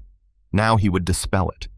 So he used the attack of the Great Curse. Sal reflected that and said that what helped them understand each other and come together was hating him. Sal simply flapped his dragon wings and repelled Alan's attack with ease. Alan ended up losing an arm and screamed that he was in a lot of pain. Sal said that one arm was for stealing from the innocent their talents. Hera at this point was very scared for her son, but Leon told Hera to sit back down. Alan had told him he was only a bastard, and how dare he do that? Sal continued to attack and said that for all those shadows that died for him and for himself, someone he killed in a previous life, he took away his natural gift. For all the evil he has done in the past, present, and future, he may have already gone to hell. But suddenly Hera entered the battle and repulsed his attack. Leon asked her, "What is she doing? This battle is a sacred duel, a tradition of their family." Alan was completely beaten up and said he was in pain.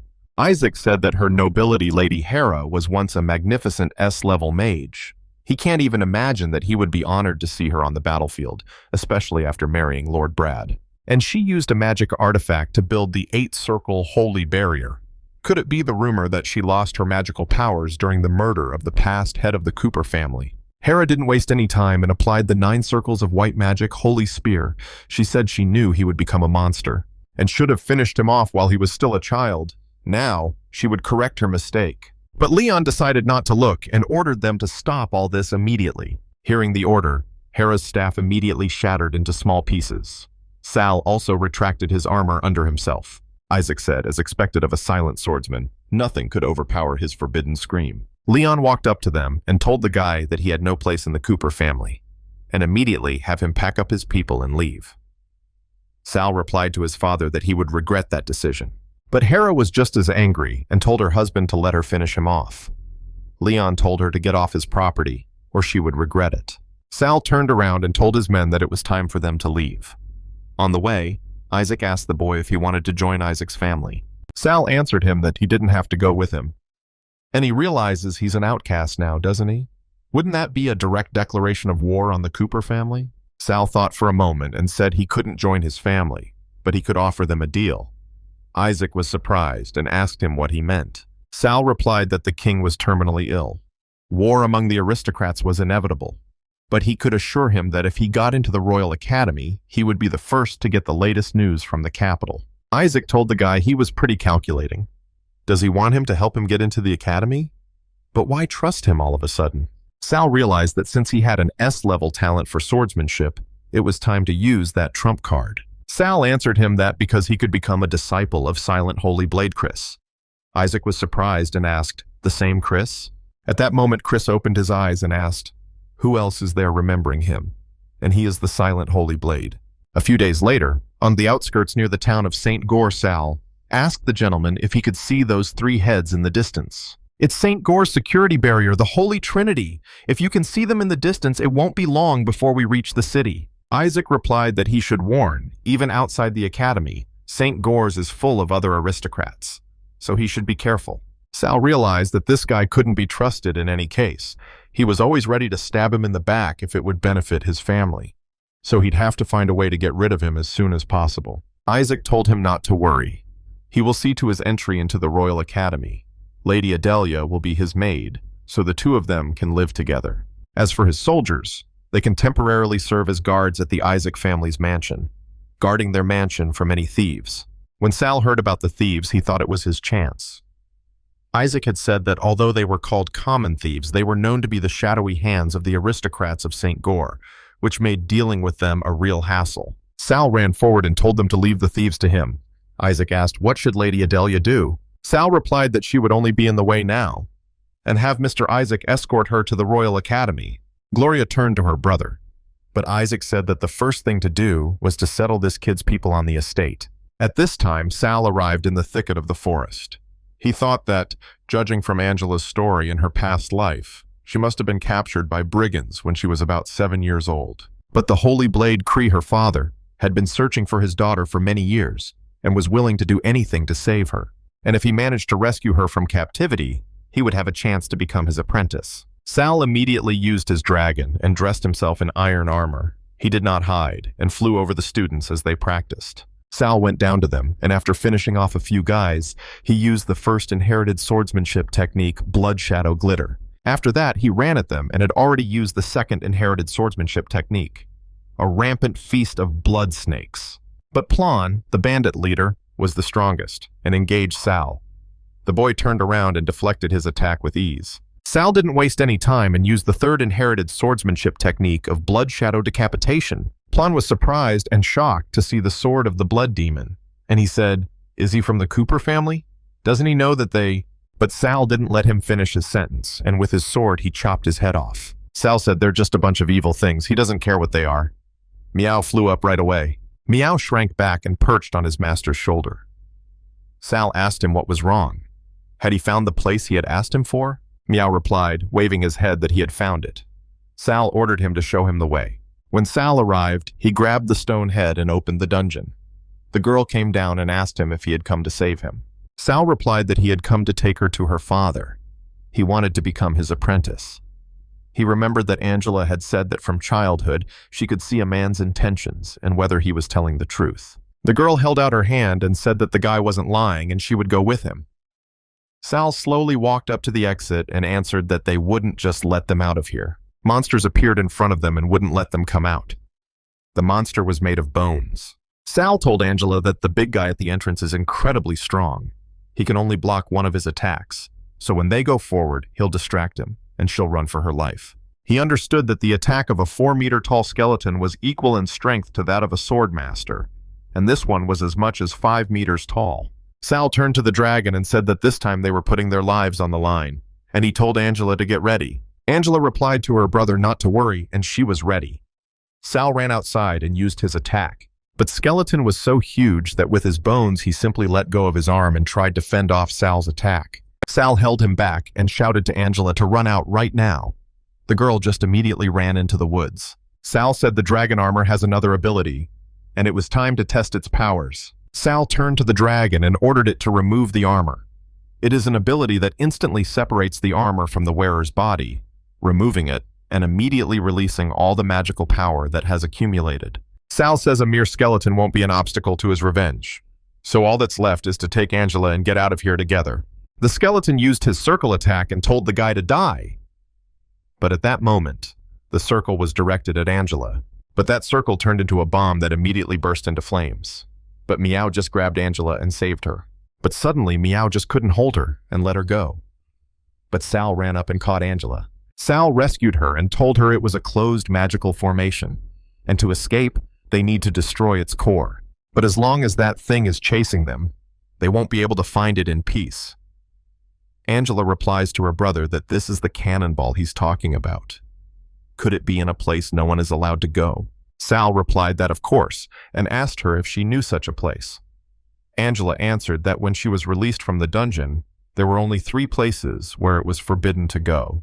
That's one of them over there, the one closest to them. Sal got excited and said they would start the search with him. This skeleton, although strong, is quite slow. However, at long range, it can throw no less powerful magic projectiles. Sal burst into the room and said he's not wearing any armor right now. Even a single shell could hurt him badly. Sal looked around the room and said it was clearly reinforced, but it wouldn't last long. Suddenly, Angela told her brother that that bow, it was calling to her. Sal replied that he understood and asked her to only look at him. Just then, a bolt of lightning passed through that room, which ended up in Angela's hands and turned into a bow. Sal asked, "Is this a blessing of the sylphs?" Angela replied that it is. That big monster will be here soon, and will go to the next place already. Angela showed her brother where the second place was, and they ran there. But the skeleton did not leave them and was still chasing them. Sal burst into the second room and said that they had found it and it was here. But then they saw a huge ball in front of them. Sal wondered if it was the wizard who created the skeletal thug that ordered him to self-destruct. Sal told her that his next appointment might drive him crazy. If that happened, let him escape at all costs. Angela answered him not to worry. She believes in him. Sal turned into a demon and decided it was time to use the power of the sword, and used the 4th hereditary swordsmanship technique, and used his bloodbath. The orb that stood there suddenly began to collapse, but the demon that had taken Sal's soul said it was his now. Angela saw this and was very frightened for her brother. After all, she had seen everything with her own eyes. At this time in the capital St. Gore Royal Academy, Chris just sat in front of the door and dozed off. A servant came to the Lord and told him that the second prince's soldiers had left the city. "Shall they send their men after them?" Chris asked. "And the other Sanders is out of town? Have a servant clean up after his wine? He'll definitely come back for it, after he checks it out in person." The servant took the wine and said that at last the master was free. At this time in the bandit camp, Sal was out of breath and did not know what he was doing. Angela looked at her brother and saw that he was unresponsive. Meow saw that her master was not himself and lifted the girl up into the sky so as not to hurt her. But Angela had suffered several wounds, and seeing her brother's face, she didn't understand how to bring him to his senses. Suddenly, the dragon saw that the master was starting to overreact, and it released its fiery flames. But Sal answered his pet in the same way and produced his sword, and Griffin just walked up to the girl and defended her. But Angela remembered that Sal had said his next appointment might drive him crazy. If that happened, let him escape at all costs. Angela decides to save him and pulls an arrow and shoots it into the sky, and she's sure to survive. Angela fired an arrow and missed. Then Sal got angry and attacked her with his sword. But the griffin and the dragon stood to her defense. But Sal started talking and asked what the lovely young apple was, and he even wondered which part of it to try first. Angela fell to the ground after her brother's blow and couldn't move. But Sal did not spare her and grabbed her by the throat and lifted her into the air, touching her neck with his sword. Sal said it's such pure blood, and he wants to open up her breasts and let her strengthen his body. Angela told her brother not to be upset. He did everything he could. But Sal was in the monster's chains at this time, and suddenly opened his eyes and turned to the blood demon and ordered that he dare not go that far. The demon said it was impossible, and he couldn't wake up on his own, and stop resisting. He can't stop the inevitable. His will obey him. Sal replied that indeed so, he was bad for his own will. However, it would only be enough for him to do one thing. Sal raised his sword above his head and decided to use the bloodsucker. But the demon screamed at him not to, and he would destroy himself. And even if he survived, he would never be a swordsman again. Sal told him not to worry. Chris will help him solve this problem soon, and he's already done. The demon replied that by pinning his hopes on others, he was only dooming himself to inevitable failure. At that time, the assassin from Sanders' squad was over Sal's body. The assassin said, "Here comes the lad who has brought His Majesty so much trouble." Raising his knife, he threatened to kill him, but Angela appeared in front of him and told him not to dare to hurt his brother.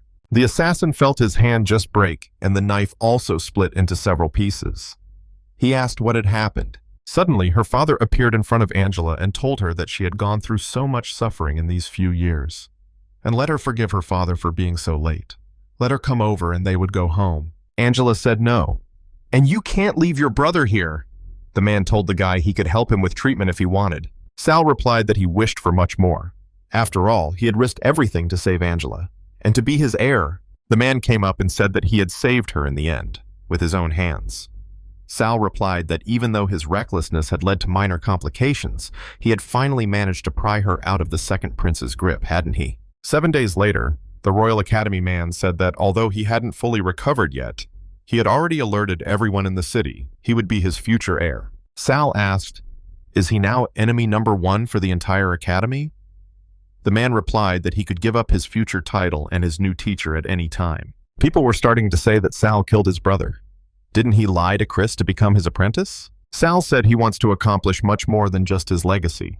A couple of angry students won't stop him. Suddenly, William, an ordinary student, stood in front of him and held out his sword, saying that he was the murderer of his fellow students, a tramp who dared to deceive Master Chris. And now he, William, challenges him to a duel, where to forfeit all this undeserved honor. Sal saw that it was such a bloodthirsty aura that not even all the other enemies surrounding him could suppress Prince Sunderst, Lord of the Bandits. So what's their plan? And use William's sense of justice to turn him against them? William told the guy that if he dared to refuse this duel, just have him leave Master Chris and renounce the title of his heir. Sal beckoned that he had also been used in a past life to challenge him to a duel, and he can't believe it's happening again. However, it's going to happen just like it did before. Sal said he accepts his challenge, but if he loses, he will swear loyalty to him until death. The boys were rooting for William and begging him to beat the kid up. and showed him that only the best of the best could get into the Imperial Academy, not mongrels. William pounced on Sal and shouted at him to defend himself, and used the Imperial swordsmanship of chopping with a jerk. And Sal answered him with a blood demon swordsmanship technique, Bloody Cut. He stood over him and told William to just give up, and he's no equal to him. But William was unwilling to give up and used the Imperial swordsmanship art of Chi Blast. Sal thought that was bad. After all, he had interrupted his attack. He would only be able to use the Bloody Cut again after 1 second. William didn't want to just give up, and tried to finish him off with his sword, but Sal dodged it. Sal realized that this was his strongest technique, and had he really learned it while he was still at the academy? William immediately turned around and together with a punch, he shouted for him to surrender and repent for his deception, and immediately applied the chopping technique. Chris looked at the battle and said that blood magic was very different from other schools of magic. In his current state, the maximum would be to use the second technique at the Silver Sword Master level. Sal mentally apologized to his teacher. After all, for the sake of William's recognition and loyalty, he was willing to take such a risk. William simply struck hard and said it was over. Sal turned around and used the blood demon technique of 1,000 bloody blades. William turned around and saw several attacks just heading towards him. Everyone yelled for him to turn around too. William saw the sword and asked, "Is fencing even capable of such a thing?" Sal told him he was his honest and faithful William. It is so nice to see that funny expression on his face again. Sal's eyes immediately turned red and started laughing loudly like a demon. William saw at once that something was wrong with Sal's aura. What should he do now? All the other guys used their powers against him, because they saw that he used blood magic. And as expected of this freak, he uses forbidden techniques.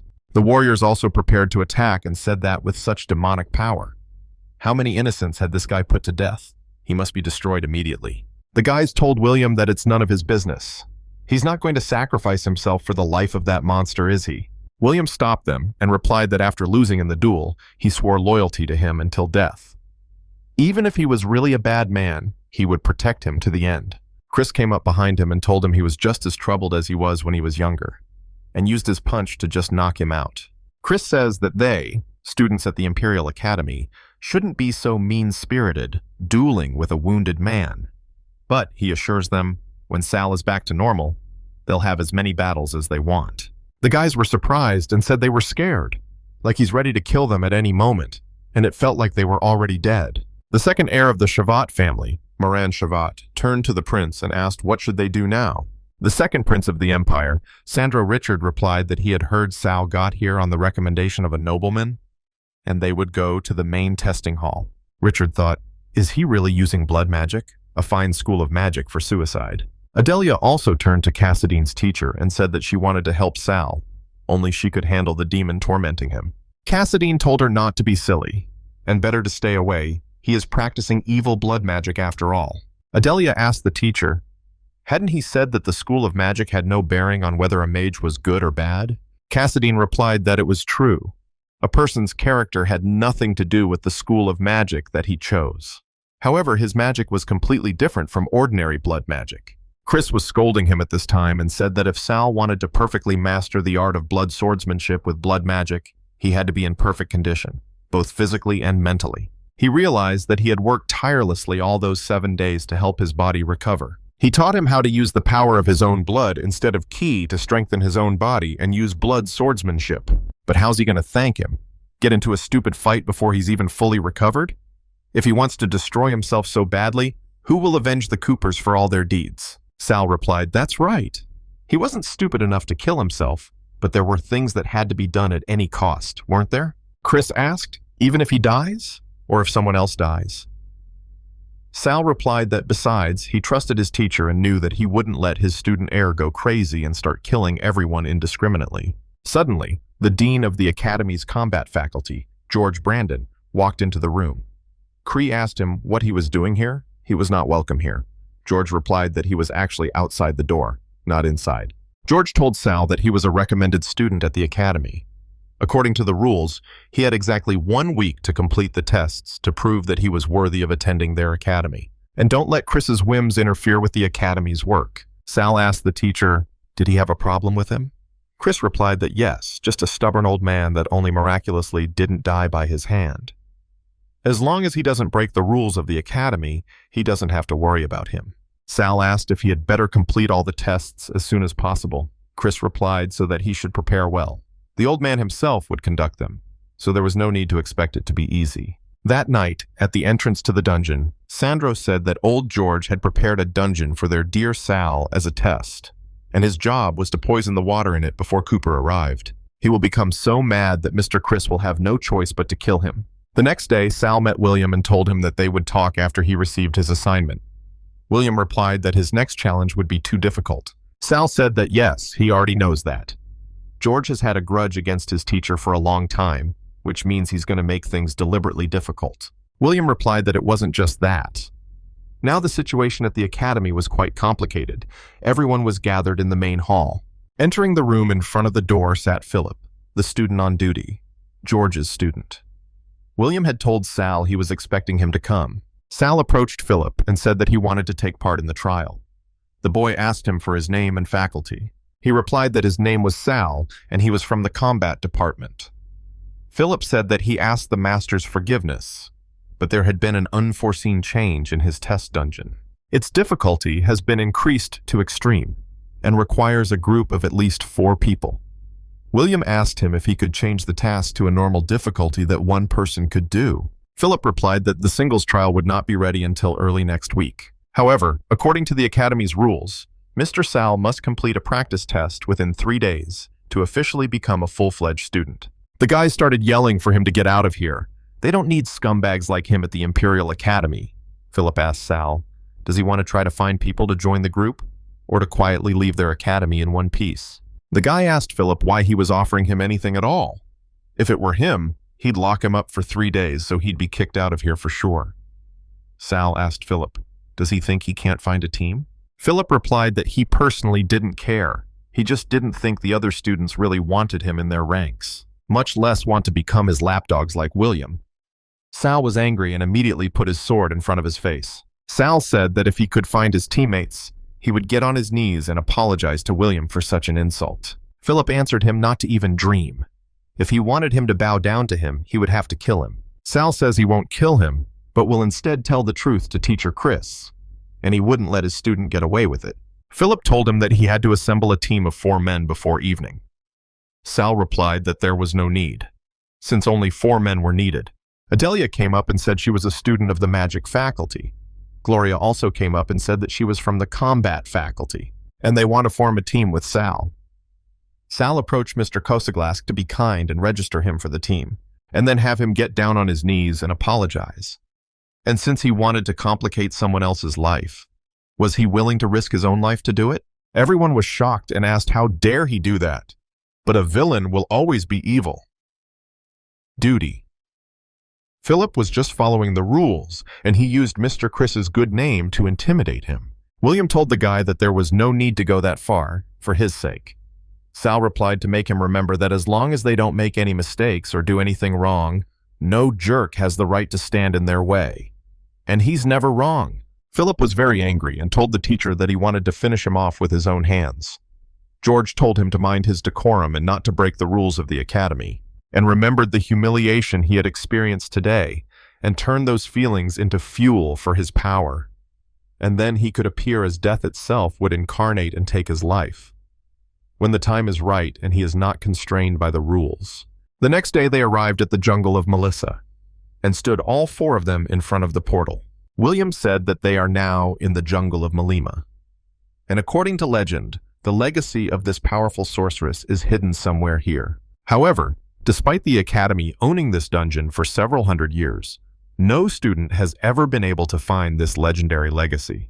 And the exit from this dungeon is by the lake that is at the very top of the local mountain. The foot of this mountain is the most dangerous place in the dungeon. It is home to monsters of nightmarish levels that can match the strength of a swordmaster. But near the top, it's the opposite. There are only low-level monsters. And at the lake itself, they stop attacking anyone at all. And the fog in this jungle is poisonous. A golden sword master will be able to last about 10 hours here due to his physical stats, while a mage of the same level. Depending on his own mana, he would only be able to last 6 hours in battle. Sal suddenly told everyone to get ready for battle. There's something approaching them. Suddenly behind the forest, the boys ran at them and asked for help. They were being chased by a swarm of bees. William said it was a swarm of Melissa. Not only are they extremely tenacious, but killing them won't do any good. They'd better just stay away from them, then they'll go away. The girl replied that it was useless. They have been running away from them for 20 minutes now, and several times we have completely changed their direction, but they are not lagging behind. Adelia saw that they needed help and applied her defense. William said it was a cat's purr and asked, "What kind of spell is that?" Sal said they ran from them for 20 minutes and didn't even have the courage to pick up a sword and fight back. And they call themselves talented warriors? Sal immediately used his blood kite and directly aimed his attacks straight at the fly. After that, the power of the beam was so fast and unexpected that it went through all the flies. Sal asked, "They don't even get stronger? What a vile and useless monster." The boys rejoiced and said they were finally saved. Sal asked her, was she not at all ashamed to be saved by her rivals? The girl replied that he was a village savage and did not even understand anything. Sal told her, how could any nobleman consider her, a pathetic bastard that could not inherit a title or his own family name, as his rival? And if she had the brains to offer to escort them to the exit, maybe she would offer to be his servant. The girl was surprised and asked, what was that? Gloria replied that the swarm must have attracted the attention of other monsters. William said for everyone to be careful. Something was obviously wrong with these monsters. Suddenly, a huge bear appeared in front of them. But Sal was already prepared for that and said it didn't matter, just that they would finish them all off. Sal knew that the art of blood swordsmanship was a special fighting style based on the use of blood magic and passed down in the Cooper family from generation to generation. Due to the fact that this style uses magical power in a noticeably physical manner, the movements during combat become so abrupt and unpredictable that it becomes almost impossible to resist it. The bear was not afraid and applied bone spikes and applied carnage. Sal knew to get stronger, like warriors during physical training, you only need one thing to kill. Sal took a moment and thrust his sword into the bear's mouth and demanded to control the blood and use it. And then you just have to absorb and improve your blood. That's what blood magic is all about. And a simple blood mage can't develop his abilities so quickly in battle because of his fragile body, but a blood swordsman is not limited by such a thing. Adelia saw, too, that Sal had not abandoned her and had saved her. He knew that the strength of the spilled blood was not important, for each drop would only make the owner of this style stronger. And the only problem with this style is that all that anger and hatred accumulated in the collected blood will not disappear anywhere. On the contrary, it will merge into the image of an immortal demon inside the wine itself, an eternal unbreakable curse that only a truly remarkable willpower could suppress. Adelia asked Sal if he was all right.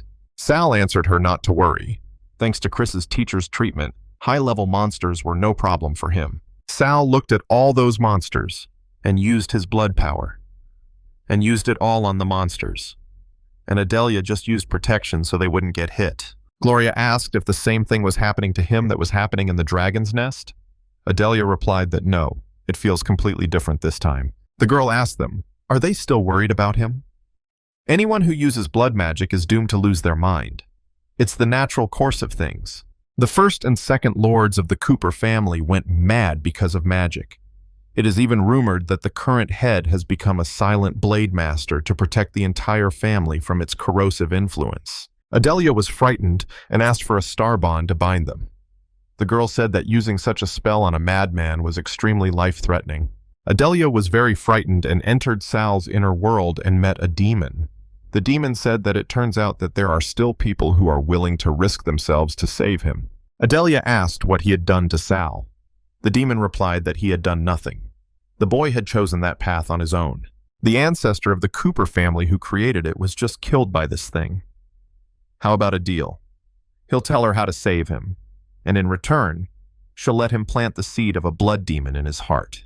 Adelia immediately replied that she agreed. The demon started laughing and asked, why are do-gooders always so stupid? Adelia promised herself that she would surely save him, and hugged him and ordered the starlight to purify him, and applied the starlight flux technique. The girl said that at such a young age, she was already capable of using seventh circle spells. How much time did she spend reading books? They all really don't have personal lives. Gloria got angry and, addressing her as a noble lady, told her to either come here and help them or shut up already. The demon was telling Sal that he'd been saved again by a little girl. And what a loser he is.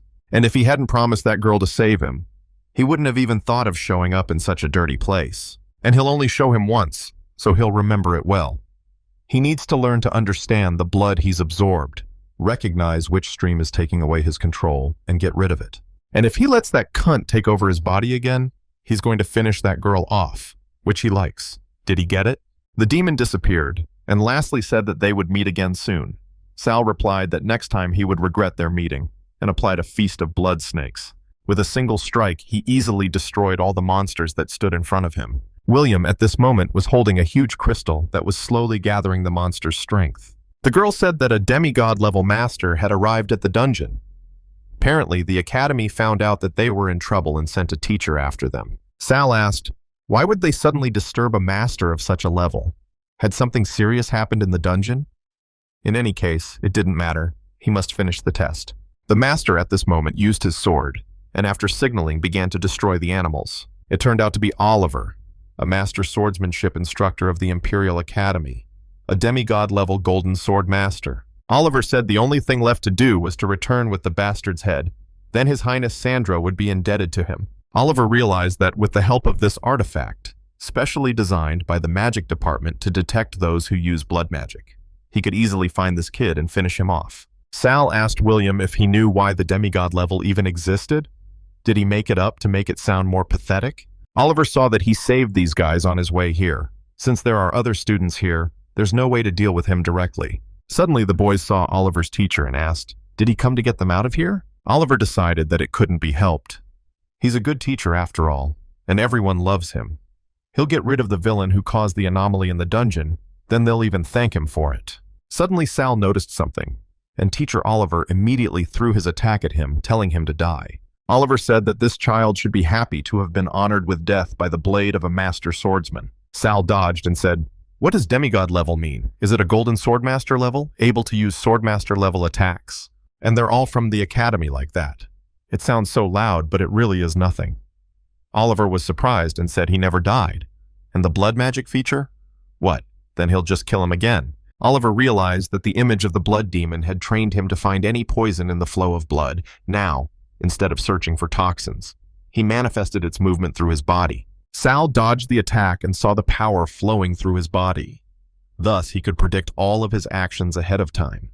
If he could fully master this technique, he could even copy other people's movements and techniques in the future. But Sal retaliated with a cat purr. William was not left out and pounced on Oliver with an imperial chop. Oliver simply used his sword and repelled the boy's attack. And he realized that Sal wasn't so easy to kill, and William was still fighting with all his might, and it looks like he's going to have to take advantage of that. Oliver just didn't play with them any further and used his attack to order them both to die. The sonic attack proved far more interesting, and a huge dragon appeared in front of them. Oliver decided that the students would be grateful to him for giving them such an unusual practice, right? The boys were scared too and screamed that Oliver wanted to kill them. And it couldn't be that. Teacher Oliver would never do that. But he just used a teleportation scroll and escaped. A maddened traitor. One of them grabbed his head and said, and he still has to make money, become successful, and have a family. He can't die.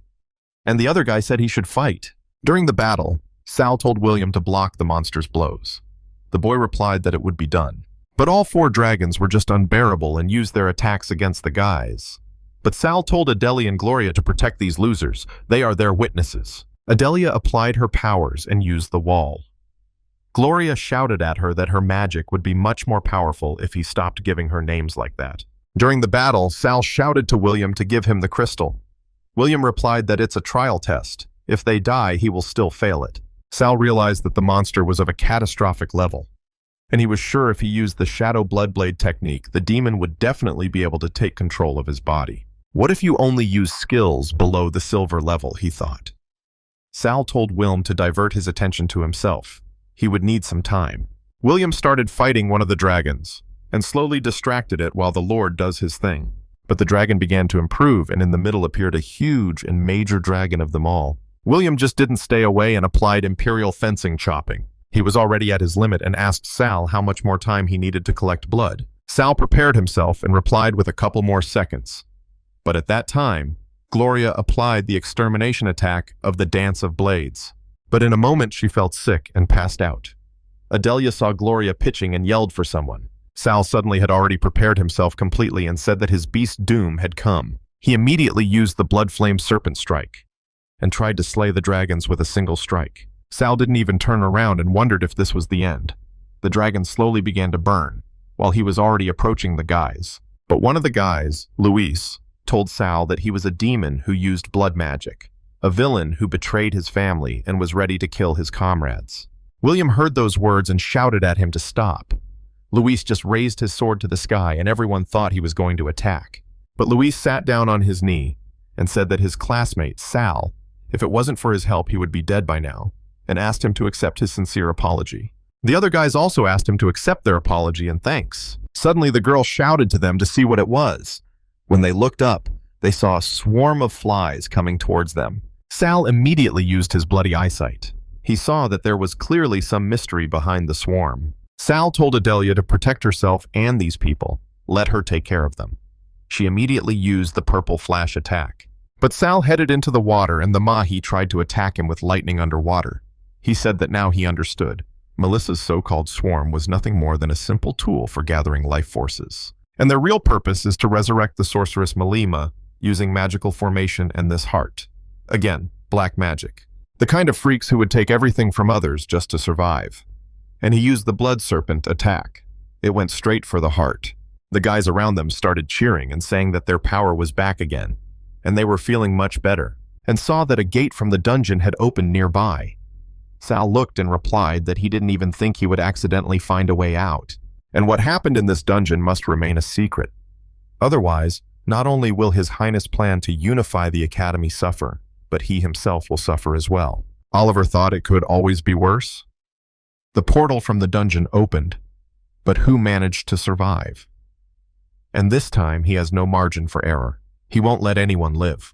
After Sal came out of the water, Adelia got excited and asked if he was okay. Sal answered that, as he did with them all. His powers had been restored, both physical and magical. He also found a couple things at the bottom of the lake. Adelia looked and said that this crystal vial smelled like the poison that came from the monsters. So that's what poisoned them. And you don't often see vials of crystal. When he gets back to the academy, he'll ask his teacher about it. He'll probably tell her how to find the culprit. Sal replied that he would rely on her then. William looked at it and said that judging from its size, it must be a catastrophic level magic crystal that fell from a 5-headed dragon. And it's a shame they had to waste the past crystal, but they can't be in this poisonous fog anymore. And this is his trial run. Suddenly, a warrior came up and told them to take it. It was a crystal that he had managed to collect during his own test, and May Sal passed that test. The other guys told him to take them too, and they thanked him very much. William rejoiced, for at last Sal had been accepted by everyone in a great way. Oliver decided that what had happened in that dungeon must remain a secret. If not only His Highness's plan to unify the Academy would suffer, but also his own. And could it always be worse? The portal from the dungeon opened. Who managed to survive, he thought. But this time he has no margin for error. He won't let anyone live. Oliver saw them come out and jumped right on Sal and asked why couldn't they just die in that dungeon. Sal was surprised and replied that it wasn't bad, but he dodged and used his bloody flash. Adelia asked the guy if he was okay. Gloria also yelled that they were rushing to his aid. Sal used his bloody vision, and he said that this time he would definitely finish him off. But Oliver didn't stop and yelled at the guy that he was a poisonous bastard. And let him go to hell. Sal attacked him too, and replied that he was the only one who would die here. He used his punch to push Oliver aside, but suddenly a man stood between them and told them to stop everything immediately. George asked Oliver what he was even doing. George is angry because Oliver broke the rules. He's just making things harder. And for the sake of the second prince's mission, the lives of a bunch of students are worthless. The warriors were surprised and asked, "What other poisoner?" The girl turned to George and asked if he had any proof. George replied that it was a magic scroll personally created by the Academy's rector. It detects the odor of poison. If there is one among them who has used the poison, the scroll will find him. The scroll just walked up to the crystal at that moment. The guys were surprised and started asking, did Sal really do that? Impossible. He had just saved them.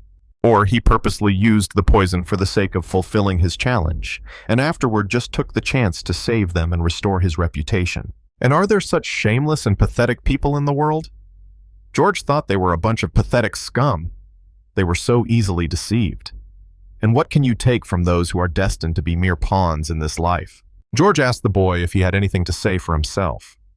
Sal replied that if he wanted to accuse a person of something, there was always an excuse.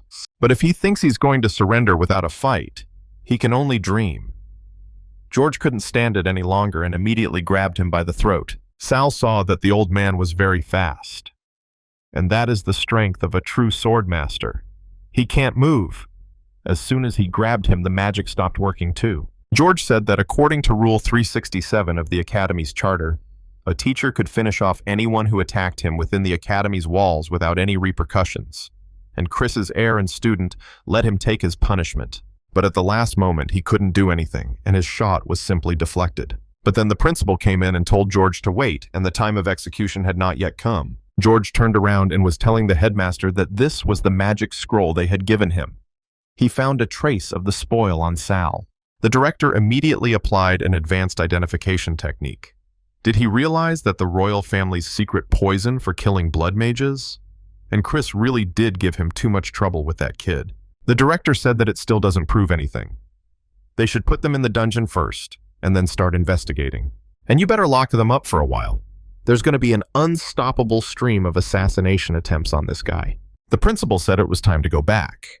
There was no reason for the students to waste their time on such trivial matters. The disciples asked if Sal was the one who sent the beasts or not. Some of them answered that he did. After all, Mentor George had discovered his poison with the help of the headmaster's scroll. At this time, Academy Dungeon, Chris was saying that this poison was the royal family's special weapon against blood mages. According to what he had found out, Prince Sandro had gotten it. Sal got mad and replied that he wouldn't let up on him and would soak him. Chris walked away and said that was just childish. Let him stay here and think about the fact that in this world, no matter how many enemies he kills, there won't be any less of them. Oliver said on the other side of the wall that Sal is just a jerk. Mr. Keyes' job is to protect the royal family, and he told him to his face that he wanted to kill the prince. And he was honored to contribute to His Highness's plan. Sal remembered in the moment how people said it was an honor to be a shadow of the Cooper family. They should be proud of it. Sal asked the guy he never wondered if it was worth it. To waste your talent, all your effort, to fulfill someone else's desires? Or does he himself want to be treated as an expendable commodity whose life can be sold at any moment? And does he really not care about anything else? If he confesses to Headmaster Albus what he did in the dungeon, it will help him get rid of the prince's influence. Oliver couldn't take it anymore and yelled at the guy to shut up. Does he want him to become like him? A rabid animal who betrayed his family and his master? Sal asks him what he's talking about. He can't even wait to see what the master he is so loyal to will do to him. Suddenly, someone came into the cell at night and told Oliver that His Highness had arranged for him and Sal to duel in the Colosseum. It was his last chance. And this precious vial of the Vine of Life would give him a glorious end. Oliver replied that he would surely do His Highness's bidding, even at the cost of his life. The servant said it was good that he understood that. His Highness appreciates his loyalty. Oliver said after accepting the Vine of Life, he will die. So what good will fame do him after death? Suddenly he thought it was all fake. Is fame really that important? Is it really worth sacrificing your life for it? Suddenly, in the early morning, they entered the Imperial Colosseum. All the fans were happy because of the fact that they would be starting soon. The judge said today's duel would be a good old-fashioned duel. Two warriors will face each other under the attack of the beast. And whether they kill their opponent or defeat the great beast together, the brave survivors will be rewarded and congratulated by His Highness the Second Prince. Suddenly, the caretaker started shouting that the beast was about to wake up. But the boy could not escape and said goodbye with his life. Oliver told the guy that he saw him wielding his bloody techniques. If the attack's kill zone is large enough, the trick of turning into blood won't help him. But Sal didn't waste any time and immediately struck hard. But Oliver was surprised at his defense and asked, "What happened?" Sal asked him, "Does he have any idea how strong a swordsman with S-grade talent is that he's been training hard since he was 4 years old?" Sal realized that now that he was able to recover, he would try a Chris attack at 10 meters. So he used the silent blade rumble. Oliver's response to the guy was that he had regained his strength, and now he was no match for him. The prince thought, why hasn't Oliver used the potion yet? So he asked someone to bring Grays here. The prince decided to look at Oliver's mother, for she was the second prince's cook. And Oliver thought that if he lost, and what would they do to her? Oliver took the bottle and drank it, saying that he had no right to do so. As he drank all the liquid, he immediately felt a surge of energy. Oliver turned into a monster and attacked, screaming for Sal to die for his mother, and when he confronted him, he asked him to save his mother from the hands of the second prince. In return, he would help him kill the beast.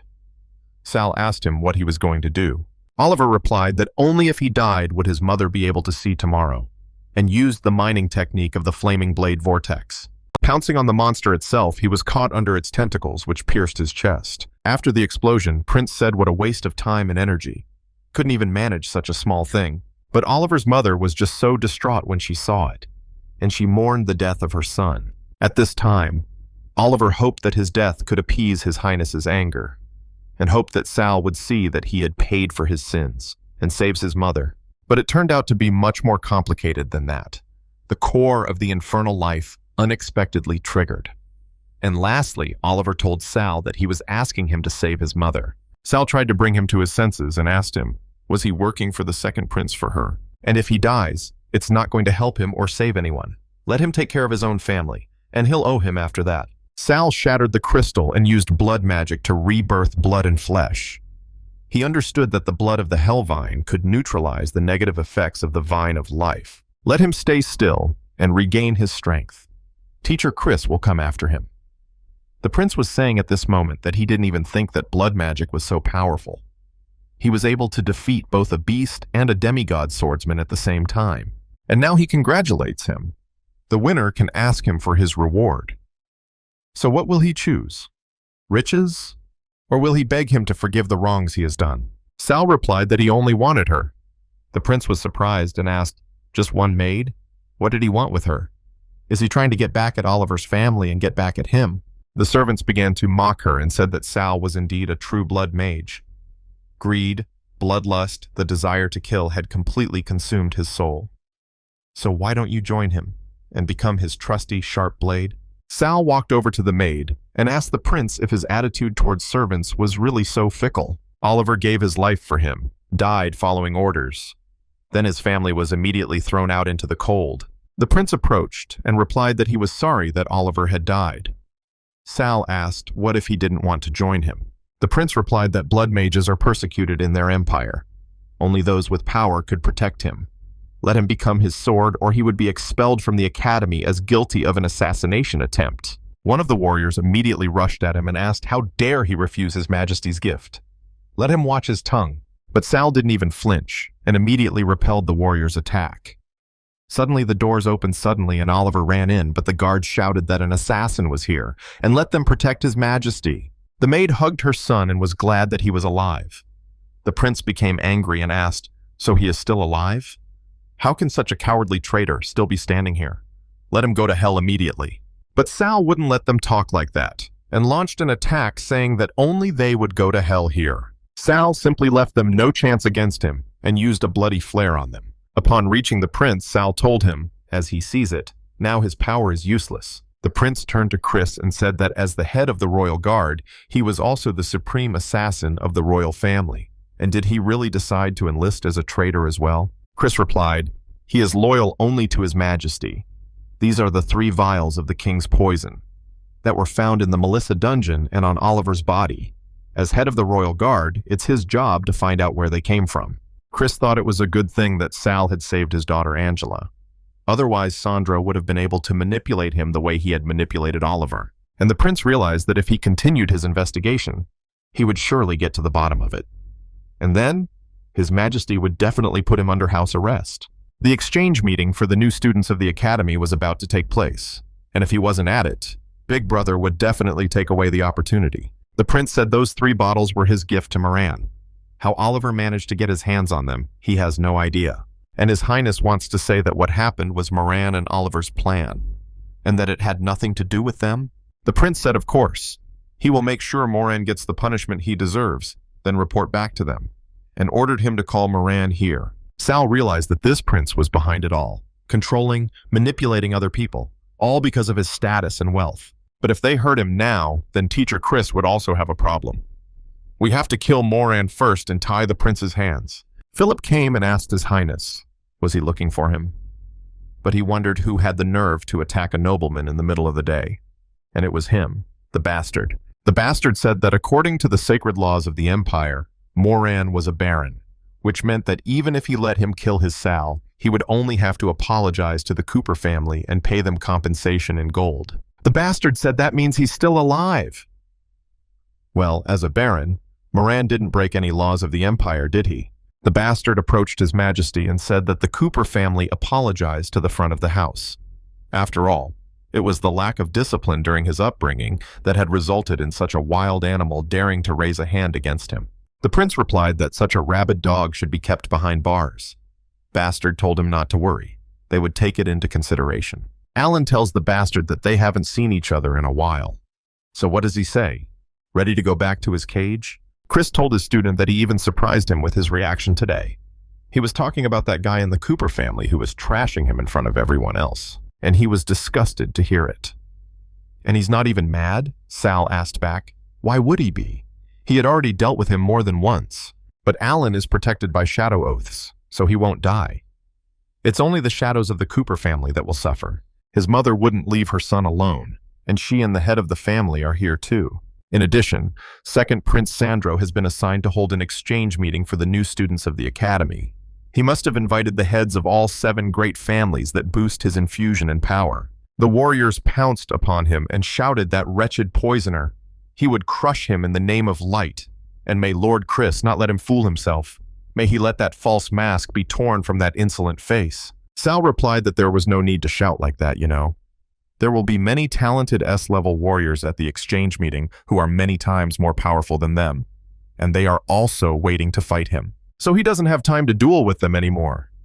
Chris started laughing and replied that the kid was good. He's obviously grown up. Chris said he had arranged for him to meet with Headmaster Albus.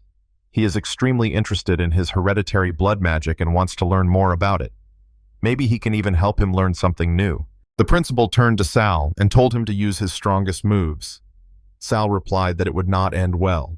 The principal attacked and asked the guy, so does that mean he respects old people? Then he's already going to start first. The headmaster applied a fist portal and attacked Sal unexpectedly, and he read the summoning spell without words. Sal also decided that he was lucky to be able to defend himself with blood magic. This strike was as powerful as a swordmaster's attack. The director said that even though he was already far from his best form, he could still handle a golden swordmaster. So give it your best. Sal replied that then he wouldn't hold back, and now he would ask the principal to teach him. Sal immediately applied the 4th bloody swordsmanship technique, Bloodstorm. The director replied that the swing wasn't bad, but the effectiveness was bogged down. Let him try it. Concentrate more power in one strike. Sal immediately dodged and used the blood flame. The director asked, did he increase the power of the blow with his own blood? Sal dodged all the attacks and used his mad snake dash. The headmaster said that he was too oblivious. The blood demon wouldn't miss the opportunity to devour its master. The demon said it was a good job, now let him die. The director said it feeds on the life force of other creatures, and Sal only enhances it by burning his own blood. And Sal constantly used high-level techniques, burning a lot of blood, which was how the demon was able to gain control over him. The demon turned to the old man and asked him to let him go. He would kill every last one of them. The principal was surprised and said he was even conscious. And that voice sounds exactly like Brad Cooper Jr.'s. Chris starts yelling to the principal that they can't go on any longer. And Sal wouldn't make it. The principal answered them not to worry, he still has strength. And to protect Sal from the demon, you have to catch the right moment and imprison the monster in chains. And he forbids Sal from using blood magic until he learns to control the blood demon. Sal replied to the principal that the exchange meeting is about to start, and he can't use his strongest techniques. Chris told him that was why he needed to master it as soon as possible. The essence of blood magic is to control and manipulate blood, and he would give him a course of special training for it. The principal replied to him that he was already used to relying on bloody swordsmanship. He wouldn't even notice if it got out of control, and then the disaster would be unavoidable. The demon said that the troops led by the 1st and 2nd generations of Lord Coopers were invincible, and after all died in one night, and he never wondered what happened to him. Sal remembered and wondered if the master of bloody swordsmanship had gone on a rampage. That would explain why there was no mention of this event in the books of the family library. The principal said that there were many of his friends at their academy that he had to take care of. So if he didn't want them to die at his hands, he had to learn to control the demon inside him. Sal replied to the principal that he understood and thanked him. Chris told Sal to get going already, now, and start the special blood magic training. And upon seeing the strange bird, Chris said that the fewer people who know about this secret training, the better. The bird that had been watching everything suddenly saw Sal naked and was shocked at what he saw. Chris was saying how many birds there are in this forest. It would soon become lively at the academy. The bird soon turned into a girl and told its mistress that it was just a healing bath. Luna Forest, a disciple with S-level talent of the Forest family, one of the 7 great families, said that this Lord Drunkard did it on purpose. However, the principal has forbidden Sal from using blood magic, which means he'll definitely be able to kill him at the student exchange meeting. The next day, the judge was saying that the annual exchange student transfer meeting was declared open, and it's one of the few events in the St. Gore metropolitan area that can pack an entire stadium. It's one of the few events in the St. Gore metropolitan area that can draw an entire stadium, but also to meet the heads of the biggest families in the empire, and His Royal Highness, the second Prince Sandro, the lords of the noble families, and the teachers and students of the Imperial Academy. Also here today to see the new talents and potential of their freshmen. And we need to thank Prince Sandro for organizing their meeting today. On top of that, the winner of the competition would not only receive the highest priority of studying at the academy, but also the gratitude of His Highness and won any wish. Sal noticed that the second prince was becoming more and more brazen in trying to win the love of others. In fact, it's lucky there's going to be such a reward. And he would win. The Cooper family's downfall would be much closer than before. The judge said that the competition is divided into 2 parts, qualification and tournament. In the first round, they will choose 8 worthy students who will then participate in the tournament itself. They will battle it out in a one-on-one arena until there is one single winner. The qualifying round will be held according to the old rules. 8 students who can cut off the Hydra's head and stay with it until the end of the battle will qualify for the tournament. The warriors all immediately swooped down to fight the Hydra. Someone immediately attacked, and the first Hydra head was already flying off their shoulders. And it's like natural magic. They don't teach that at the academy. Who did it? Sal saw that at such a young age, he already possessed both Raven incarnation and magic arrow creation at the same time. Definitely an S-level talent. A newcomer from the Forest family is pretty good. And among the new freshmen, there were many hidden talents.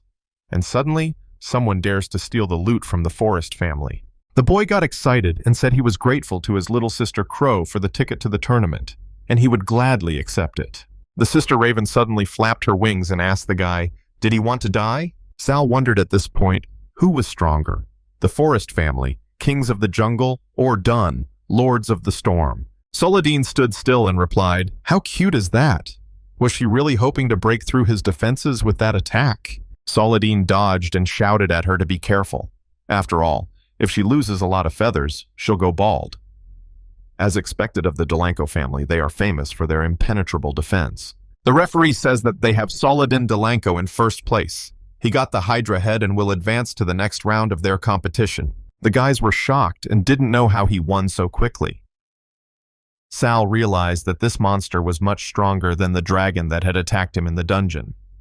Thankfully, it was under suppression magic. Otherwise, they would have been in trouble. Gloria also came forward and, attacking the monster from behind, said she didn't expect the attack. Then let him turn around. Gloria said that she would not allow these northern barbarians to underestimate the warriors of their empire. Sal saw this and immediately realized that a member of the Isaac family. It was not for nothing that they had become the emperor's right hand in his past life. William also ran forward and shouted that this was the Imperial Academy's territory. Let's go! We have to show them! The judge shouted that at the moment Hydra was furious, let him defend himself. And suddenly Hydra pounced on Adelia. Sal, seeing this, simply attacked the Hydra from far away so it wouldn't hurt Adelia. Adelia was shocked and said how strong he was, knocked the monster down with a single sword strike.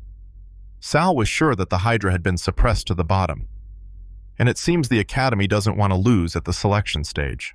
William ran up and told Sal that he got one too. Sal got excited and thought that all it would take was one more head and their whole troop could make it to the next stage. Sal looked at the others and said that it was rare to see such a weakened Hydra. Besides the head, he should bring something else with him. Sal headed over to Hydra and told Adelia, Gloria, and William to get out to the next stage. He wants some practice with that thing. Sal realized that even though he couldn't use blood magic, he was still strong enough to deal with her with his sword alone. As for her magical fire attack, I think he'll use it. Finish the beast. Taking control of this Hydra's head, he immediately released his fire attack and aimed directly at the other head. Sal realized that now that her regeneration had been weakened by her own strongest attack, it was necessary to act immediately. Left with only one single head, she will spend all of her energies rebuilding the severed body parts. Sal jumped on the Hydra and easily chopped off its head. He realized that at this point, the Hydra would be the weakest. Now, if he gets into resonance with the blood magic Chris taught him and gives the Hydra one last blow, he can get its gift of regeneration. But suddenly during his attack, Alan appeared and cut off Hydra's head, saying that Sal is still as stupid as before. Trying to chop off her last head caused a real massacre and missed his chance to get into the tournament. And why doesn't he fall to his knees and beg him? Maybe then he'll reward him with a pass, Sal asked, kneeling in front of him and begging for alms. He has no conscience at all, and if he doesn't care about getting into the tournament, then maybe they all don't mean anything to him either. Sal cut the thread and seeing that he had grabbed his friends, got angry and turned to him. Sal was just standing still, waiting for his moment, when he suddenly told Alan that he was about to die. The prince saw and said that they took the limiter off the Hydra. The Cooper bastard is really in such a hurry to die. And if there were a couple or three more of these monsters in the arena, it would be more entertaining. Alan said that today he would avenge him for all the humiliation he had brought him as a child, and at the same time, he would wash away that shame with his blood. Alan turned to Lisa and told her to act. He said he had brought the Sand family's most canine dog with him. Sal knew that Lisa was using dark bond magic that weakened and sucked the life out of her target. Fighting her directly was a waste of energy, but because of Alan, he didn't manage to cut off the last head of the Hydra in time, causing it to fully regain its strength. But Sal didn't think long, and coming up from the side, he thrust his sword straight at the Hydra's head. He decided that in that case, he would let them enjoy the full power of the freed Hydra as well. Alan told Bastard he was an idiot. And did he really think destroying Lisa's hair would hurt her? The Hydra became much stronger, and suddenly unleashed its hounds into the fray. Sal saw that it was quite interesting that she was able to absorb and transform the Hydra's flames. However, using Hydra's power so brazenly would only make her angry. She would definitely not leave the offender alone after such a provocation. But the Hydra had only just been released. Not much time left before its power erupted. We have to get rid of Alan as soon as possible. Hydra shouted to Alan to be more careful. But Sal didn't stay away after that and immediately destroyed several of them. Sal got very close to Alan and asked how these half-dead dogs were supposed to stop him from killing Alan, but Alan applied damage redirection. Sal saw that it was another saving trick. How hard it was for him to finish Alan off. William saw Hydra fall to the ground and asked if Sal needed help. Suddenly, something started happening to Hydra and she started screaming. Sal replied to the guy that he didn't need to. He'd better hurry up and get her out of here and take her with him. William grabbed the Hydra, but it started biting the guy's hands. William was screaming that it was hurting him. The referee started to say that third place goes to Gloria Isaac, and he congratulates her on making it to the next stage. William put Hydra down and told her to stop biting. And didn't she realize that Sal didn't want to kill her? The referee says that sixth place goes to William, and he congratulates him on making it to the next stage. William said that if Hydra stayed here, it would only delay Alan's revenge. Is a freak like that worth risking your life for? Suddenly, her mind opened completely, and she saw William just looking at her with his beautiful eyes. William said that when they grew older and stronger, they would be able to defend themselves. They personally passed the test and earned their place in the tournament, and he hopes that in the next stage they will be able to fight each other fairly. The judge also said that seventh place goes to Lisa Sana, and he congratulates her on making it to the next stage. Alan saw her run away and shouted that she was a creature, and how dare that backstabber betray him? Sal replied that now no one else could protect him. And is he ready for his death? Alan cut off Hydra's head and asked, does he want to kill him? Too bad, he won't be able to do it today. He will be the last fighter to advance to the next stage of the competition, and he will become food for Hydra. Sal just waved his hand and chopped off a few Hydra heads and asked Alan if he was sure. But Sal realized that he really didn't kill the Hydra so quickly. But thanks to him, it was possible to exhaust the monster well. And now that she had reached the peak of her weakness, he would be able to complete the ritual. and Master Chris told him about a blood magic ritual described in ancient folios, but that by mixing the blood of the monster together with the life stream of the owner, a common bond is formed between them. Suddenly, the system came out and said that the S-Class fast regeneration ability had been obtained. It allows them to regenerate physical damage at lightning speed while avoiding any negative effects of that attack. Sal said that at this moment, a person could synchronize bloodstreams and not only subdue the monster's will, but also take possession of its special abilities. Alan saw the blood on his hands and was a little shocked. His arm had completely turned to bone and fell off. Alan screamed, "How dare he cut off his arm again?" Sal replied that he was sorry he didn't have the ability to recover it this time. And then the A-Class ability erosion was obtained again. It allows them to instantly absorb a portion of the chosen target's life force. Sal said that as someone to whom the shadows took their oath, he never wondered what it would be like to be such a shadow himself. Alan understood everything and replied that that was the point. No wonder he had managed to live his miserable life for so long. Did he think that this kind of revenge would work? All the pain he had caused him would be transferred to countless innocent shadows. Sal told Alan that he didn't quite understand how the oath worked. All the damage he takes from his master can't be transferred to other shadows that are already under his command. And unlike him, after all, Alan is experiencing the full extent of their pain. Alan told Bastard that he doesn't. He's just crazy. He's out of his mind. And he's now asking Sal to let him go. But Sal just didn't feel sorry for him and immediately swung his sword several times. Alan said he could just kill him and just let him finish him off already. Sal replied that he's not going to let him just get away with that.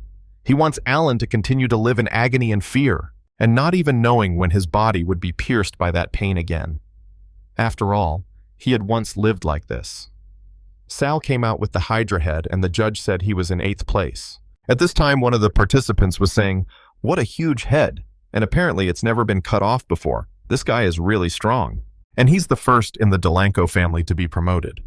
In addition to his absolute defense skills, he is also rumored to possess a secret technique for controlling dragons. Sal saw him as the guy looked down at him and said he was looking forward to fighting him. But the referee says tomorrow will be the first round of their tournament.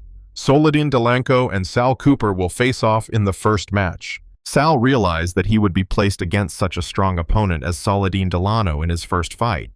The second prince clearly wanted him dead, and now was the perfect time to fight him.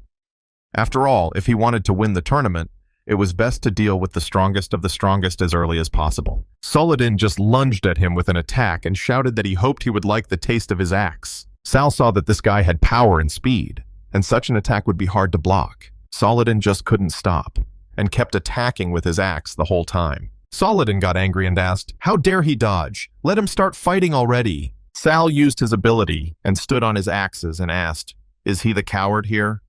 House Delanco has been known as the Wars of the Sea since ancient times. Then it turns out that real men are supposed to hide from enemies at a distance and shoot them with guns, right? Soledin just lost his temper, and attacking with his attack shouted for him to repeat what he just said. Sal stopped his punch and replied that he had so much strength for such a short guy. Soledin waved his hand after the attack and called the guy a trickster, and asked if he wanted to piss him off and catch him at the right moment, but it won't work. Soledin decided to show his cards to the fullest, and pulled out his axes and simply changed his aura. Sal definitely here didn't expect Soledin's defense to be so impenetrable. Even the Hydra's erosion combined with the bloody spikes did not damage him. Soledin attacked the guy and asked him what was he getting so worked up about. Now he's going to pay for what he said. Sal wasn't scared, and pissing him off even more responded to the toddler attacking. At the last moment, Sal applied blood magic to the common bond and ordered Soledin to freeze. Soledin didn't understand what had happened and asked what he had done. Sal replied that all means are good in war. When he goes on a rampage, you have to keep your wits about you. Otherwise, a sly man like him will be able to catch him in a blood bond. Sal waved his sword and chased the boy away from here. Soledin just couldn't even resist and flew away like a piece of fluff. And after all this, Soledin summoned Thor. It was a flying demon, an A-class monster of elite dragons. It could use the magical elements of ice and lightning. Sal knew it was a flying monster with a cold-blooded temperament that relied on agility instead of strength. Not much of a match for the fierce Soledin. Soledin sat on his Thor and said Kid even got him to summon Thor. But it's just too bad that's where it ends for him. Chris said that according to the rules of the arena, summoned creatures can't participate in the tournament. That's not fair to Sal. The judge replied that rules are rules, however.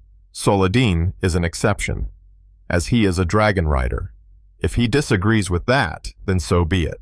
Sal is allowed to use creature summoning as well. Saladin gave orders to his dragon and told the guy that he would now see how he would dodge it. Sal realized that if he continued to waste his strength on repelling such attacks, it would not end well for him. We've got to close the distance with him. Saladin shouted that the boy was just lucky. Today, he would show him the most powerful attack of a dragon rider. The prince, seeing this, said that Saladin was indeed the most talented of the Delanco family warriors. The old man replied to the prince that he was very grateful for the compliment, and his son is the pride of his family. And being the only child of the Delanco family to be able to make a pact with a dragon for the first time in centuries, he is able to communicate with a flying demon to harness the power of the heavens themselves and unleash the full force of thunder upon his enemies together. Saladin said he would lead House Delanco and the dragons to a great future. It is a great honor for him to die by the fury of the storm itself. But upon opening his eyes, Sal applied his dragon defense and told the kid he was getting excited early. Everyone was very shocked to see a demonic dragon in front of them, and they asked, "Aren't they extinct?" Sal realized that only absorbing catastrophic level attacks could help the demonic dragon develop its abilities. Alan had also gotten him in his past life, but he had never been able to unleash his full potential. Sal knew that today, the dragon had obtained the magic of lightning, and in the future, his power would become immeasurable. Sal told the guy to show him his new abilities already. Immediately, he attacked with his demonic dragon. Saladin was shocked and replied that it just couldn't be that. Sal told Saladin that he had to win this fight and used a huge lightning attack. Dragon immediately said that the judge could now announce it.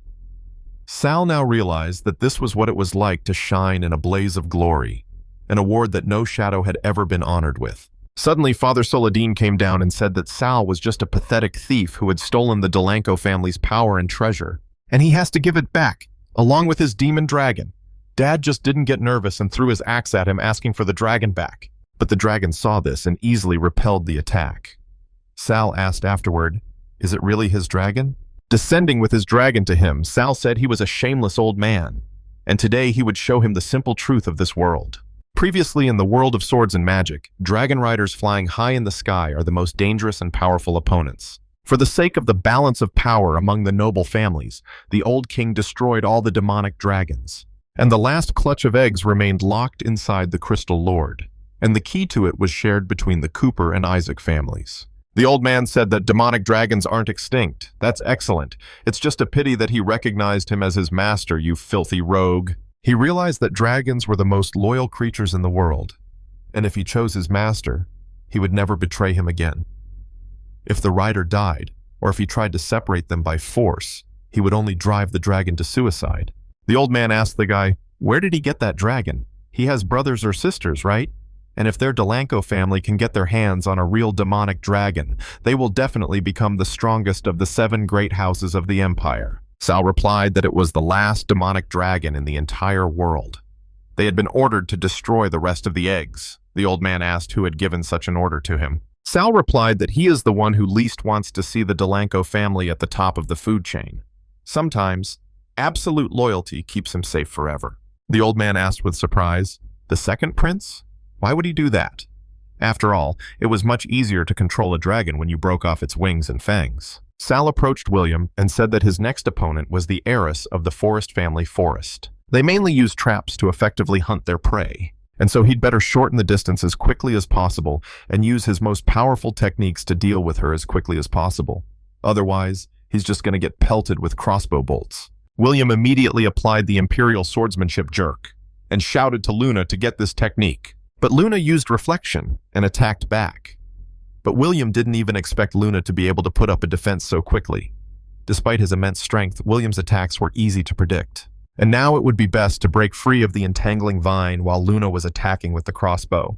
Then, taking advantage of the moment after the attack, try to approach her again. But William just didn't stay back and used Imperial Swordsmanship Blast Key, and he decided to take the blow, causing the resulting blast wave to tear apart the magic lianas. William simply applied his Imperial Swordsmanship to the flight of the swallow, and then came the dash, and a stabbing blow. But William realized that this was all taking a huge toll on his stamina. Luna didn't stay away either and let loose an attack from the crossbow. William repelled her immediately with an imperial swordsmanship parry. Luna realized that if he didn't finish this right here and now, his life would be in great danger. William decided to end it once and for all, and attacked with one of his strongest attacks. Sal had been watching the fight the whole time and said he had failed. William looked up and asked where she had gone. Luna attacked him from behind and replied that only swordsmanship and nothing more. William was shocked and said why he couldn't move. Luna didn't waste any time and attacked him. But suddenly Sal saw that there was clearly something wrong with William. It was because he had spent a lot of energy during the last battle. Or maybe it's the effects of the hallucinogenic plants. It looks like Luna imprisoned their seeds inside the entangling vine at the beginning of the battle, and it was worth William's while to sever the vines that encircled him, as the spores of these fungi began to spread in the air around him. In the time of his attack, given the resulting explosion, he had time to inhale them and fall under their influence. Sal thought and realized that this was her trump card. He would surely avenge William in battle with her. The referee says that William leaves the arena and Luna Forest is the winner of this round. Sal was angry to see William fly off to the side and asked the girl what she wanted to do to him. The girl replied that she wanted to save William and caught him with her vines. Sal wondered, and didn't know when they had time to become such friends. She caught him even faster. It was strange. She'd just saved his life, but she kept her distance. Adelia came up to him and told him that this lady Luna was too cruel to William. He still has the spores of those hallucinogenic mushrooms in his body. Can't get the effects of them off him. Sal suddenly said he had an idea, and asked the girl if she could lightly hit William with black magic. He needs to wake up as soon as possible. The girl made his request, and Sal said he was awake, and told William to remember to thank Lisa for that. William looked at her and thanked her for saving him. Lisa just blushed in the moment and ran away. But William said she just saw him and immediately ran away. Adelia said that Lisa's magic collided with her own inside William's body. It allowed her to see part of her own memories, and she couldn't protect Alan, and she saved William's life. And that bastard's mother is going to punish her for it. Sal told her not to worry. Lisa is a competitor in the tournament, and Madame Cooper is not so fucked up that she would punish her right during the competition. At this time, Hera was beating her up and telling her that she was a useless trinket, unable to even protect her master, and she still wanted to prove herself in the arena? And what made her think she was worthy of it? Hera didn't even pity her and beat her with a wire, leaving cuts on her body. There was a man famous for his black sorcery. The Sana clan gathered orphaned street boys from all over the world each year to bring them to his family's dark temple. And San's black magic feeds on the deepest human suffering and despair. But by systematically destroying their psychological resilience, the clan burns the humanity out of them to a thaw. Only the few who miraculously survive this agony are honored to bear the brand of San, turning into ruthless instruments of death. Hera asked her, had she forgotten what she had been taught? Her body, soul, and every drop of blood belonged to her master. And since she was unable to protect her lord, let that hand become unnecessary to her.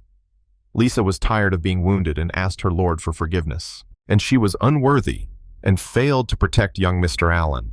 But then all of a sudden, someone suddenly told her to stop bullying her and threw his sword at her. Adelia said that this was an imperial academy, not her torture chamber. Hera was happy to see Sal and said that it was bad luck that he was here, and even better that she was going to wring his neck herself, and he would be like that dog, shackled by black magic, living a life worse than death, begging humiliatedly at her feet. Clenching her fist, Lisa began to feel herself being strangled. Sal replied that it was funny, and the shadow oath imposed by the Coopers now bound her to Alan. He had become his shadow. Hera got angry and said he was a cursed brat, and how dare he speak to the Lord like that. Sal came up and replied that he hoped she would live long after all poor Alan would feel all her pains doubly. Hera told him to take this time. Did he really think he could just take this creature away after the betrayal? Hera lifted her head and said that the mistress would forever remain under San's control.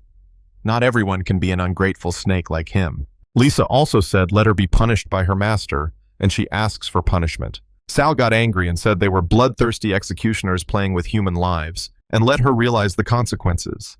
Attacking a nobleman only their support of the second prince and the right to advance. Adelia immediately attacked and said that she saw Alicia's memories. And to set her free, the warmest moments of her past must be awakened. Sel approached Lisa and asked if she could hear him. And she has a fight. She needs to win and she'll stay in the academy. And finally a chance to face her and honestly find out who is stronger. Lisa came to her senses and asked with surprise, competition, and tried to remove the lock from her neck. Sal told her that if they managed to get out of this dungeon today, she would be free of her shackles forever. Hera applied even more force and asked her how dare she do this. One could not even think of freedom. She would make her soul suffer torments she dared not even contemplate. Lisa was still trying to free herself and said she couldn't die here, and breaking the chains she let all her power out.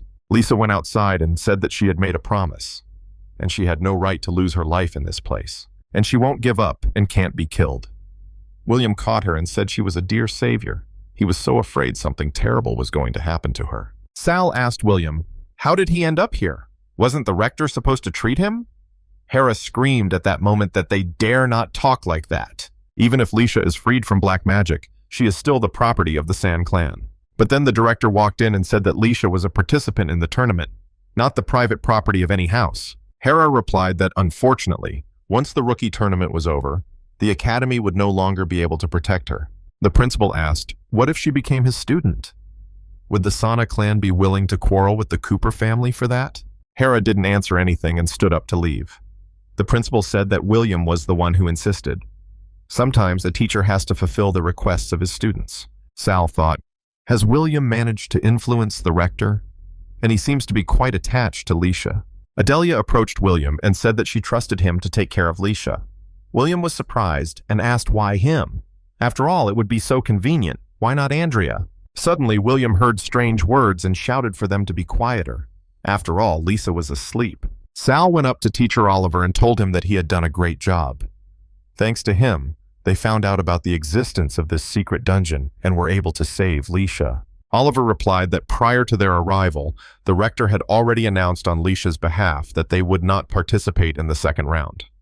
The Sana clan officially recognized that Andrea and Molly were automatically passed on. And in the other group, there is a duel between Gloria and the Mysterious Knight. It is the Mysterious Knight who defeated Gloria lightning fast without a scratch, using techniques that even he, an old teacher, could not recognize. And now it's his turn to enter the arena. If he is late, the prince will deny him the right to advance. The referee started to say that he would count to 3 if Sarl didn't enter the arena, consider her surrendered. But Sal wouldn't let him do it and showed up with the dragon and told Moran that he really was in too much of a hurry, and even appealed to Ms. Luna that they could start. Luna replied to then take her hit, and fired off a crossbow. But Sal used his dragon attack and applied a roar of thunderous flames, and told her he wouldn't let her repeat old tricks. They'll settle this quickly, and apologizes for being rude. Moon replied that this hold is too steep. The referee says Luna falls outside the arena, and the win goes to Sal, and the Thunder Flame Dragon was too terrifyingly strong. By the unanimous decision of the second prince and the academy leadership, the use of contracted magical beasts in the arena tournament is forbidden from now on. Sal realized that the academy always did him special justice, didn't it? The referee immediately said Andrea's next fight is against the unnamed knight. The guy said, Andrea, this guy on the other side has incredible defense. Even Gloria couldn't leave a scratch on him. Let him not even think of showing mercy or holding back. Sal immediately went to Adelie and told her to be careful, and if it gets dangerous, have her surrender right away. He'll take care of the rest. Adelie thanked Sal and said she was off. But Sal thought the whole time, who was this guy? He had never heard of him in his previous life. Adelia stepped into the fray and shouted for him to take the ice crystal, thunder-cracking stone strike. The guy said it was incredible. Adelia is already capable of using 3 high-level attack spells at the same time. And what cute names. But the opponent had been standing still the whole time and dodging said that her attacks had no effect on him. Sal thought immediately, how could the strike just disappear into nothing? If all that elemental magic energy was absorbed. Her opponent said the balance of power would return her an equal response. Sal shouted to Adelie and told her to dodge because this guy was going to throw a powerful punch. His opponent raised his sword into the sky and a huge whirlwind began. Sal thought, is this really wind magic? Not only does it absorb the energy of the attacks, but it also uses the power of the wind to accumulate power for a counterstrike. And Sal caught Adelia and realized another victory in an instant. His power surpasses all the other contestants. The referee immediately says that Adelia is out of the arena. The final battle, Sal versus Nameless Knight. Who will have the ultimate victory? And the winner will become the new head of the Imperial Academy. Whether he is a commoner or an aristocrat, all students will obey him alone during their years of study. The boys were already asking if their future was going to be run by that ostracized loser Sal from the family. But someone replied that he's not even worthy of the light. Just let the knight finish him off with one blow. He's just a pathetic loser. Sal stood in front of him and said that he was the strongest opponent he had ever faced. But he wouldn't be the one to win today. Sal stepped back and said he would shatter his armor, his mask, and with it, the warnings of arrogant fools against those they call losers. The knight replied that dogs like him are always dreaming of turning the heavens upside down. Enough words. It's time to fight. Syl asked while attacking, was it the one that absorbed Adelia's attack? It didn't seem to be a skill, but a weapon that accumulates power by devouring magic. The knight asked him, did he manage to make him appear? That's certainly amusing. And now they're going to see if he really is that invulnerable. The knight raised his sword and told him not to waste his strength. He would not be able to break through his absolute defense. Sal replied to his opponent that balance would punish his impertinence, and with a wave of his finger he released the shells of liquid. Sal asked him, did he really think he was a doomsayer looking down on everyone? And let him watch closely. The blood that boils in his veins will not let his wind curb itself. And what absolute defense is there?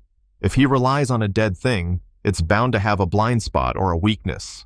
And even if the others couldn't break through his defenses, it meant that their strikes were either not powerful enough or not frequent enough. Sal continued to attack and say that he wanted to see how much more of his blood magic he could absorb. The knight began to laugh and replied that what a mad fighter he was. He is worthy to be his opponent. The knight opened up and said he would fight him fair and square then. Sal replied that this was very funny. And he also said that they, the arrogant aristocrats, shouldn't underestimate the bloody swordsman living in the shadows. The knight tried to attack but got trapped.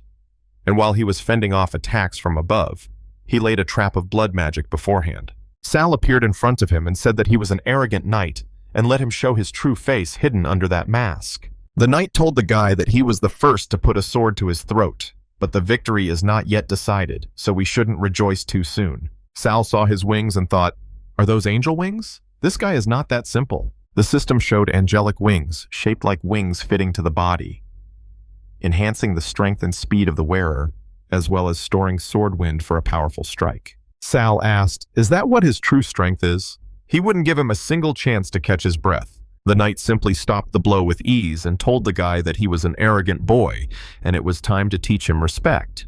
The knight swung his sword and stopped the guy's attack, but Sal had told him to attack. The knight applied the angel light and shouted how great he felt, and just incredible. Chris has seen weapons and techniques like this. This is the guy he once taught.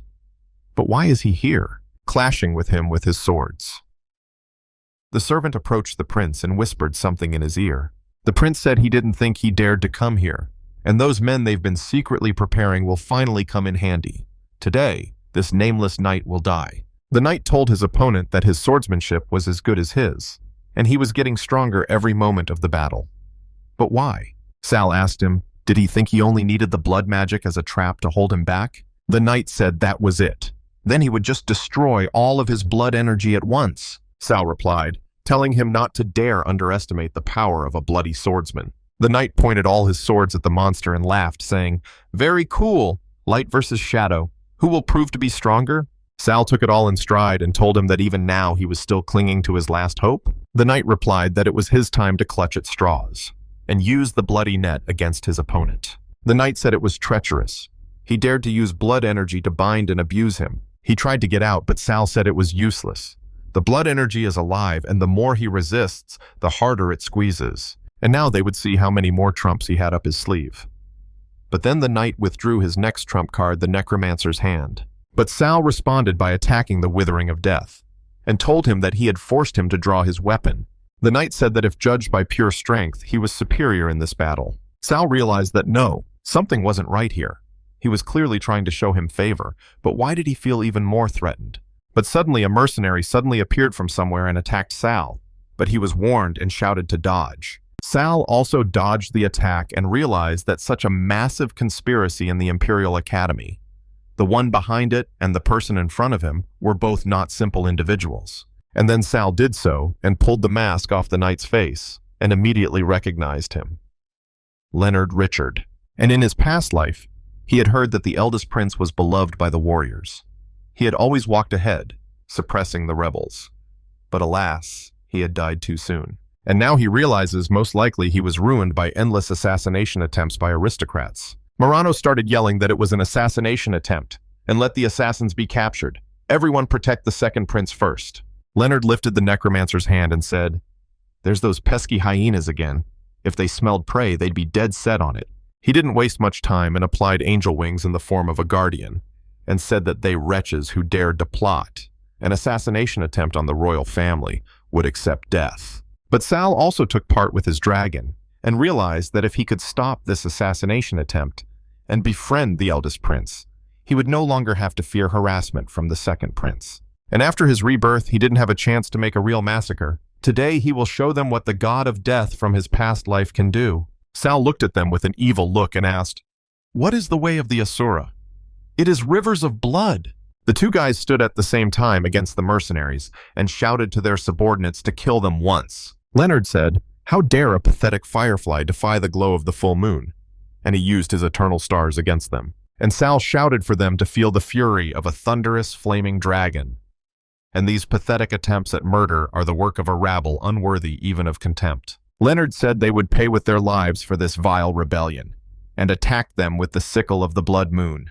But suddenly he felt an arrow flying behind him, but Sal immediately stopped it and told the lad to beware of the danger that lurked behind. Leonard replied that he was grateful for his advice, but it was time to end this once and for all, and clenched his fist and simply burned all the mercenaries alive. But here was a guy holding a compass and thinking that for Leonard, this day would be his last.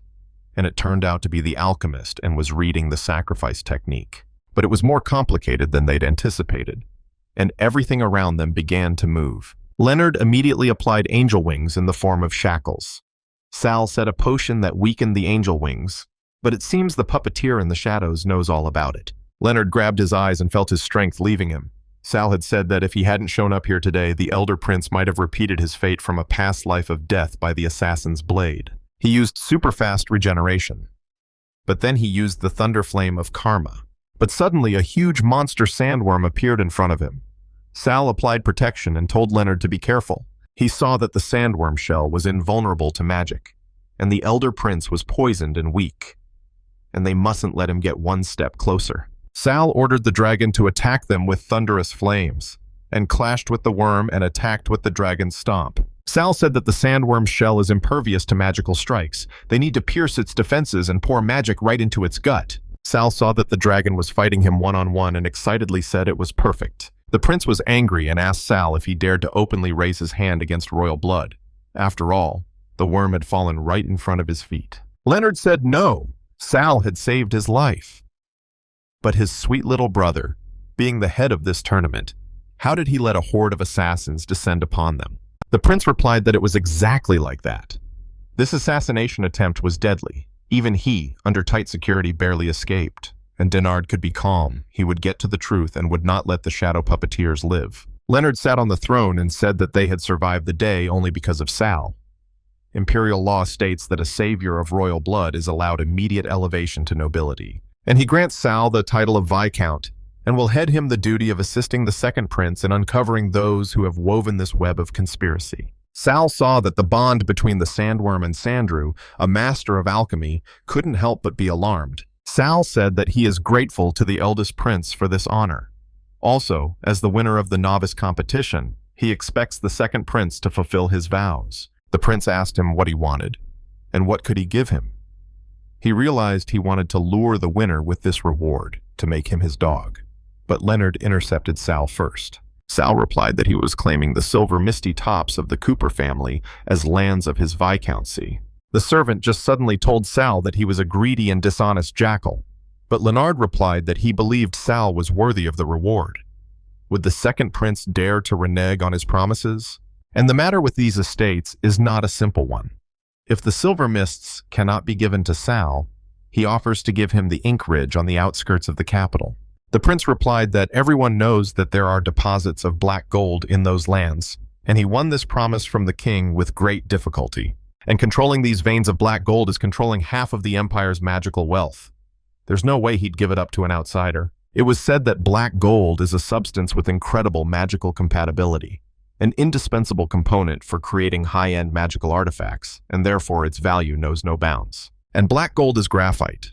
Black gold jewelry is as fragile as glass and cannot be repaired. Leonard turned to his younger brother and asked, had he decided? Would he give Sal the silver mists or the ridge of the inky abyss? The second prince said that on behalf of the head of the Cooper family, he was handing over the silver misty tops to Sal. Leon, standing next to his younger brother, disagreed with him and wanted to know how he dared to take a piece of the Cooper family's pie and stuff his belly with it. Sal immediately sensed that in his past life, as the greatest shadow, he had received the silver misty tops as a gift from the Cooper family. And then later, a new mineral called mithril was found in the bogs. And as a source of material more valuable than black gold, the silver misty tops once again came under the complete control of the Cooper family. Leon believed that every inch of Cooperland was washed with blood. If he couldn't hold out for 15 minutes without falling, the Cooper family would never give the marshes to a traitor like him. Sal confidently announced that these mists would be his no matter what. They belonged to him by right and always had.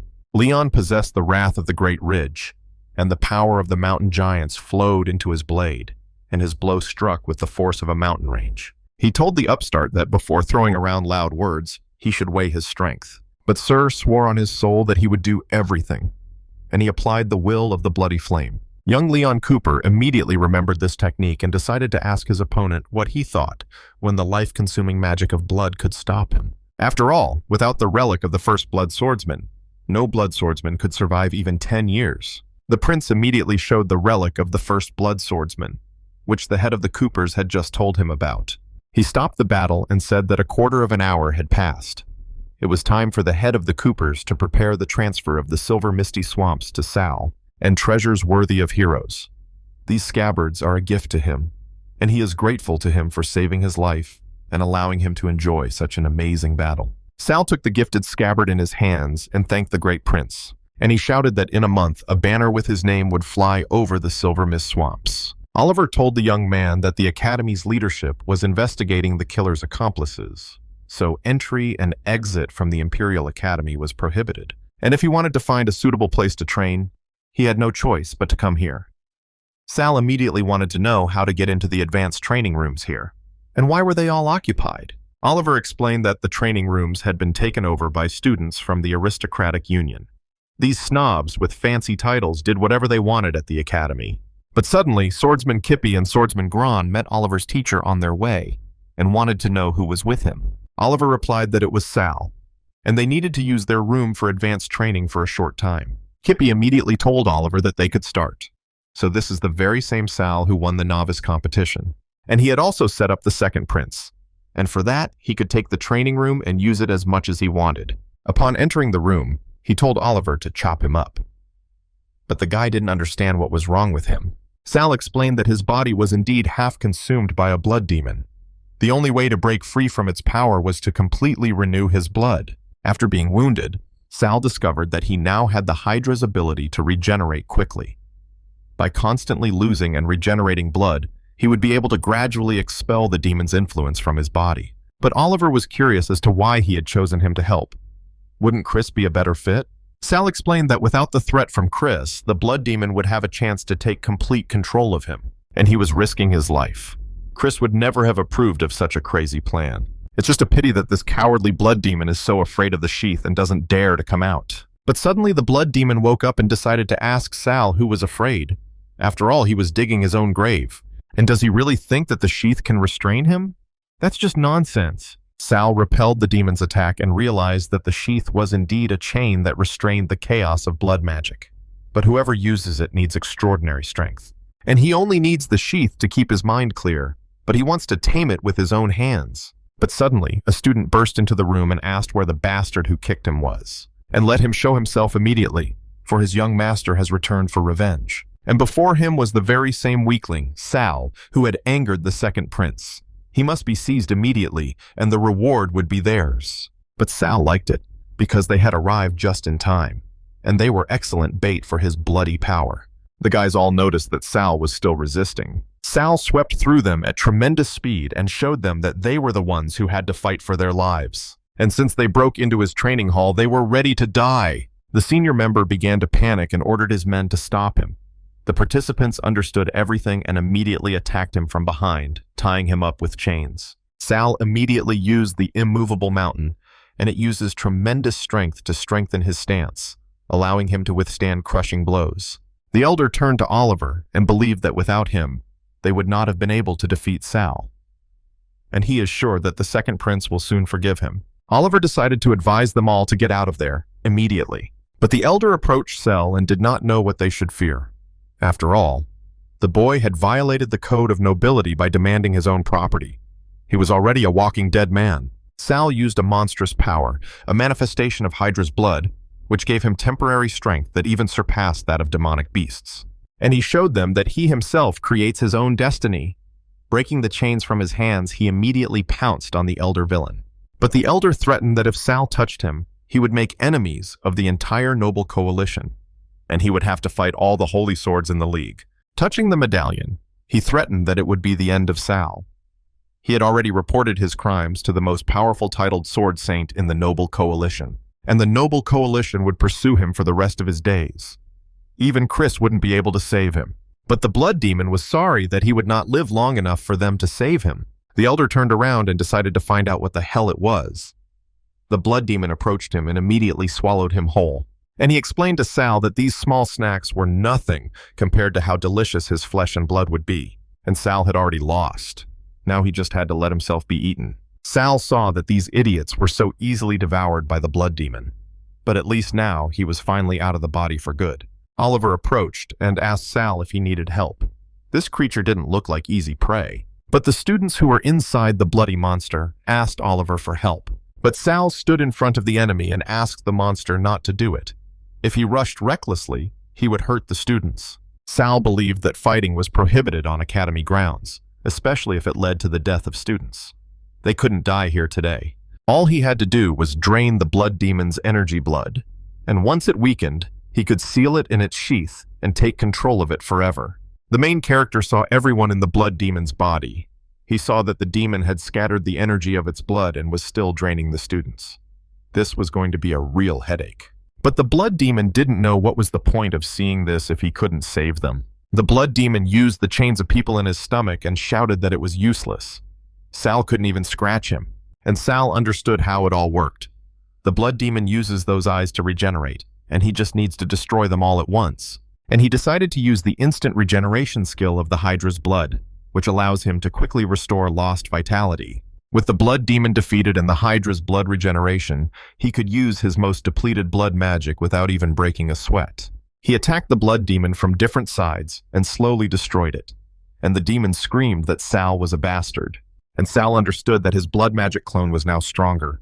He was as powerful as he was. He ordered the demon to surrender, for its fate was to be a tool. But the demon replied to Sal that he had asked for it himself, and he would regret it. Sal plunged his sword into the holy gift and used part of the blood demon's power that had been sealed away. But he did not understand why only part of his power was sealed. Suddenly, the main door opened. The teacher saw the students on the floor and decided to ask him what he had done to them. Oliver approached her and suggested that she ask her people from the Noble Coalition. After all, they were the ones who broke into his training hall. Cassidon revived them, ready to get to the bottom of what had happened today. And if the Mercenary Alliance was plotting something sinister, they wouldn't get away with it either. But Sel was worried about what the blood demon meant when he said he would regret it. Suddenly, Anders' apprentice fell to the ground, unconscious. Sal caught her and asked her to wake up. He used his sacred healing on her. Andera spoke to him in a strange voice and decided to find out if he regretted it now. Sal was surprised to hear the voice of the blood demon. Andera spoke with the voice of the blood demon, saying that he was very glad that he had planted the seed in this girl. And opening all four eyes, he began to laugh. After all, this girl's body now belonged to him. But Sal didn't understand why he always brought suffering to everyone around him. And they told Sal to accept it. And to win this war, they had to feed the blood demon his people. He was indeed his most loyal man. The bloody demon sucked him dry without the slightest resistance. And in his past life, those who followed him died in agony because of him. And now, in this life, Andrea is possessed by the blood demon because of him. But Sal believed that he had returned to life only to suffer defeat again. The blood demon tried to attack him from behind, but the guy dodged it, and someone told Sal to think faster about how to save Andrea. Cassandra also told him to stay put, and not to even think about using her body to cause trouble. She could only hold back the demon. He had to pull it out of Anders' body, and quickly. She turned to Oliver and told him to get the other students out of there. Then she unleashed an ice storm. Sal understood that Ander was still alive, and he could still save her. Andra used heavenly purification, and she gathered elemental energy to create a purification field. Cassandra also saw that Sal understood everything and how to do it. And the longer they waited, the more danger there was for Ander. Wounded by the crystal, the blood demon shouted at Sal that he would only destroy this girl. And now he is one with this girl. The only way to get rid of him is to suck her dry. But Sal stopped the blood demon's attack and decided to find out, and to see if his blood energy would run out before the blood demons. And she told teacher Cassandra that he would use his blood as a catalyst for the cleansing ritual instead of Anders, and he needed to put all his strength into supporting him. The blood demon yelled at the guy that he was crazy. Did he really think that would be enough to destroy the blood demon? And as soon as he broke free from the ritual, he would devour them both piece by piece. Sal saw that the demon still had enough power to destroy the ritual, and this was just a desperate struggle. There was no need to deceive himself. Playing his trump card, Sal made his sword's power begin to rid the girl of the blood demon. The blood demon felt the pressure of the ritual growing stronger. Sal understood that the scabbard sealed away part of his power. And when it came to people like him, blood magic worked best. The girl began to spit out the blood inside her body from the intense strain. The girl fell to her knees and thanked Cassandra's teacher. She was also grateful to Sal that everything was now fine. Cassandra replied that there was no need for thanks. She was just glad she was safe. But Sal asked them to be careful. The blood demon had not been completely destroyed, and teacher Cassandra had to be on guard. Cassandra did not understand how this was possible. Ander became the blood demon again and tried to attack the teacher. But Sal stood in front of her and protected Cassandra, saying that she had deceived them. The blood demon realized that Sal had seen everything. And of course, it was a pity that without this staff, he would never be able to seal it again. But Sal believed that he didn't need to seal it. He immediately threw his staff into the sky. Sal immediately threatened the blood demon that he would wipe him off the face of the earth. After destroying the staff, the blood demon yelled at the guy that he was crazy for destroying the Cooper family's most precious treasure. And this is the first patriarch of the Cooper family, Lord Blade. The spirit of Blade appeared and, grabbing the blood demon, decided to make Sal his descendant. And how did he know that he was sleeping inside the scabbard? Blade Cooper was the first sword of the blood demon and the creator of blood magic. Sal understood that the blood demon was created by the first patriarch, and for it to survive so long, its creator must have had a place to hide his own spirit. And since the scabbard could suppress the power of the blood demon, he guessed that Blade must have been sleeping inside the scabbard. And legend has it that Belsus's sword is capable of revealing the true treasure of the holy sword that created blood magic. And that treasure was Blade inside the sheath. Blade saw that Sal was a quick-witted child, and he was worthy of receiving the power he was most proud of. And he hoped that he would be able to preserve his will and avoid his fate of being consumed by bloody magic. Sal turned to his teacher Cassandra and asked how Ander was doing. Cassandra replied that she was just weak after everything she had been through. And if he really decided to follow the path of bloody magic, he needed to be careful and not become its puppet. But Ander came to his senses and told his teacher that it was all her fault, and her magic staff, which he had used for years, was broken, and the Academy Championship was tomorrow. Cassandra replied that the main thing was that they were both safe. She would simply buy a temporary replacement at the Noble Coalition auction. But suddenly, a black dragon appeared before them. Sal thanked Cassandra for looking after Ander and asked her to let him take care of the issue with their staff. And she will make him a new weapon that will be even better. And she will become the star of the tournament. During the auction, the elder said that if he had this black and gold demonic robe, he would definitely defeat Sal. But Sal turned around when he heard these words and realized that it was he who wanted to defeat him. But the elder fell to the ground when he saw Sal and didn't understand what he was doing there. And when the teacher saw this, he decided that the Noble Coalition was full of idiots who lived off their family names. The auctioneer stuck to one price and sold the cloak for 25,000. He congratulated Luna from the Lester family on winning the auction and acquiring the black and gold demonic cloak. Luna was very happy and asked Soledin to stand up and play, if he had the courage. Soledin replied that 25,000 gold for a worthless anti-magic robe, and the Forrester family must have more money than sense. The auctioneer continued to announce the next lot in the grand finale of this auction, a rare treasure, a black and gold rose magic staff. It was the perfect choice for any high-level mage. The starting bid was 10,000. Cassandra immediately offered 10,000. But Teacher George raised the bid to 50,000.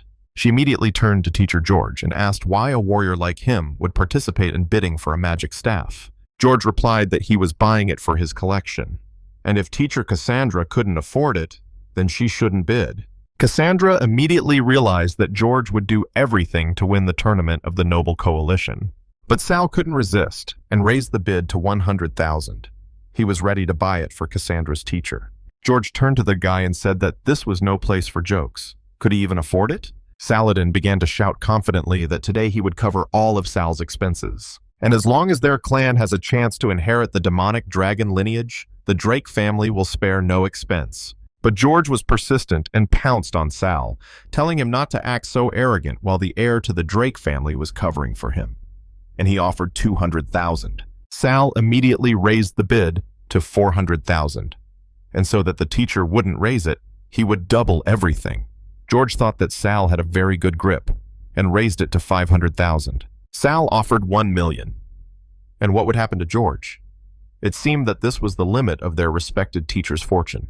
George looked at his sword and replied that he would also bet 1 million, plus his battle emblems and Katina's sword. Cassidon was shocked that he was actually putting up Katina's sword. This broken sword was a symbol of power, and Teacher George considered it his most valuable trophy. Sal was delighted and saw that Teacher George was determined to get this staff at any cost. In that case, he didn't want to stand in his way, and he gave him the staff. The auctioneer sold the staff and congratulated Teacher George on winning the auction, but Sal asked him if he was going to take advantage of someone's situation. He'd better be prepared for a backlash. Cassandra was delighted that Sal might have tricked George into spending a fortune on that staff, but he promised to get her a weapon, didn't he? Why did he back out? Sal replied that she shouldn't worry, she would have it by the tournament this afternoon. Using memories from his past life, he forced the demonic dragon to extract midril ore from the Silver Mist swamps. It is an incredibly hard metal that can only be worked with Thunderflame. And in his past life, weapons made of midril made Patriarch Cooper invincible on the battlefield. The power and durability of this midril staff would eclipse any black gold weapon. And so everyone arrived at the venue of the Noble Coalition Championship, which takes place at the Tower of Arcana. Cassandra could clearly feel the magic flowing through this staff. She couldn't wait to see what it was capable of. George pounced on Cassandra and asked why she was scared. She mustn't lose her concentration during the championship match. Without her trusty weapon, she was forced to defend herself. Cassandra stood her ground and blocked her teacher's attack. But Saladin was surprised that the staff had blocked the warrior's blow, and this thing was incredibly durable. And Sal saw that it was too early to be defeated. George began to laugh and thought that her staff was strong and she recognized it. But in her hands, it was just a useless metal club. And she was a mage who couldn't cast spells, so she might as well just give up right now. But Cassandra replied that she didn't need any fancy spells to deal with him. Not even a simple fireball. Cassandra immediately used her magic and showed that it was more than he could handle. George started to run away and replied that a piece of metal conducts magic better than black and gold. Luna turned to Teacher Soladin and asked him to take control of the magic. He's going to kill him. Cassandra was surprised that the spell through this staff was magnificent. And without any loss of energy, the amplification was simply incredible. Meanwhile, Sal believed that Cassandra's teacher was quite wise to give her the staff. The others also saw that this Myrtle weapon had caused a huge sensation today. And as long as he controlled the supply of Myrtle, he would have a steady stream of allies and opportunities. But suddenly Cassandra turned into a very beautiful girl, and Sal was shocked that she was actually a woman. Cassandra immediately approached him and told him to come to her office at midnight tonight. There was something she wanted to ask him.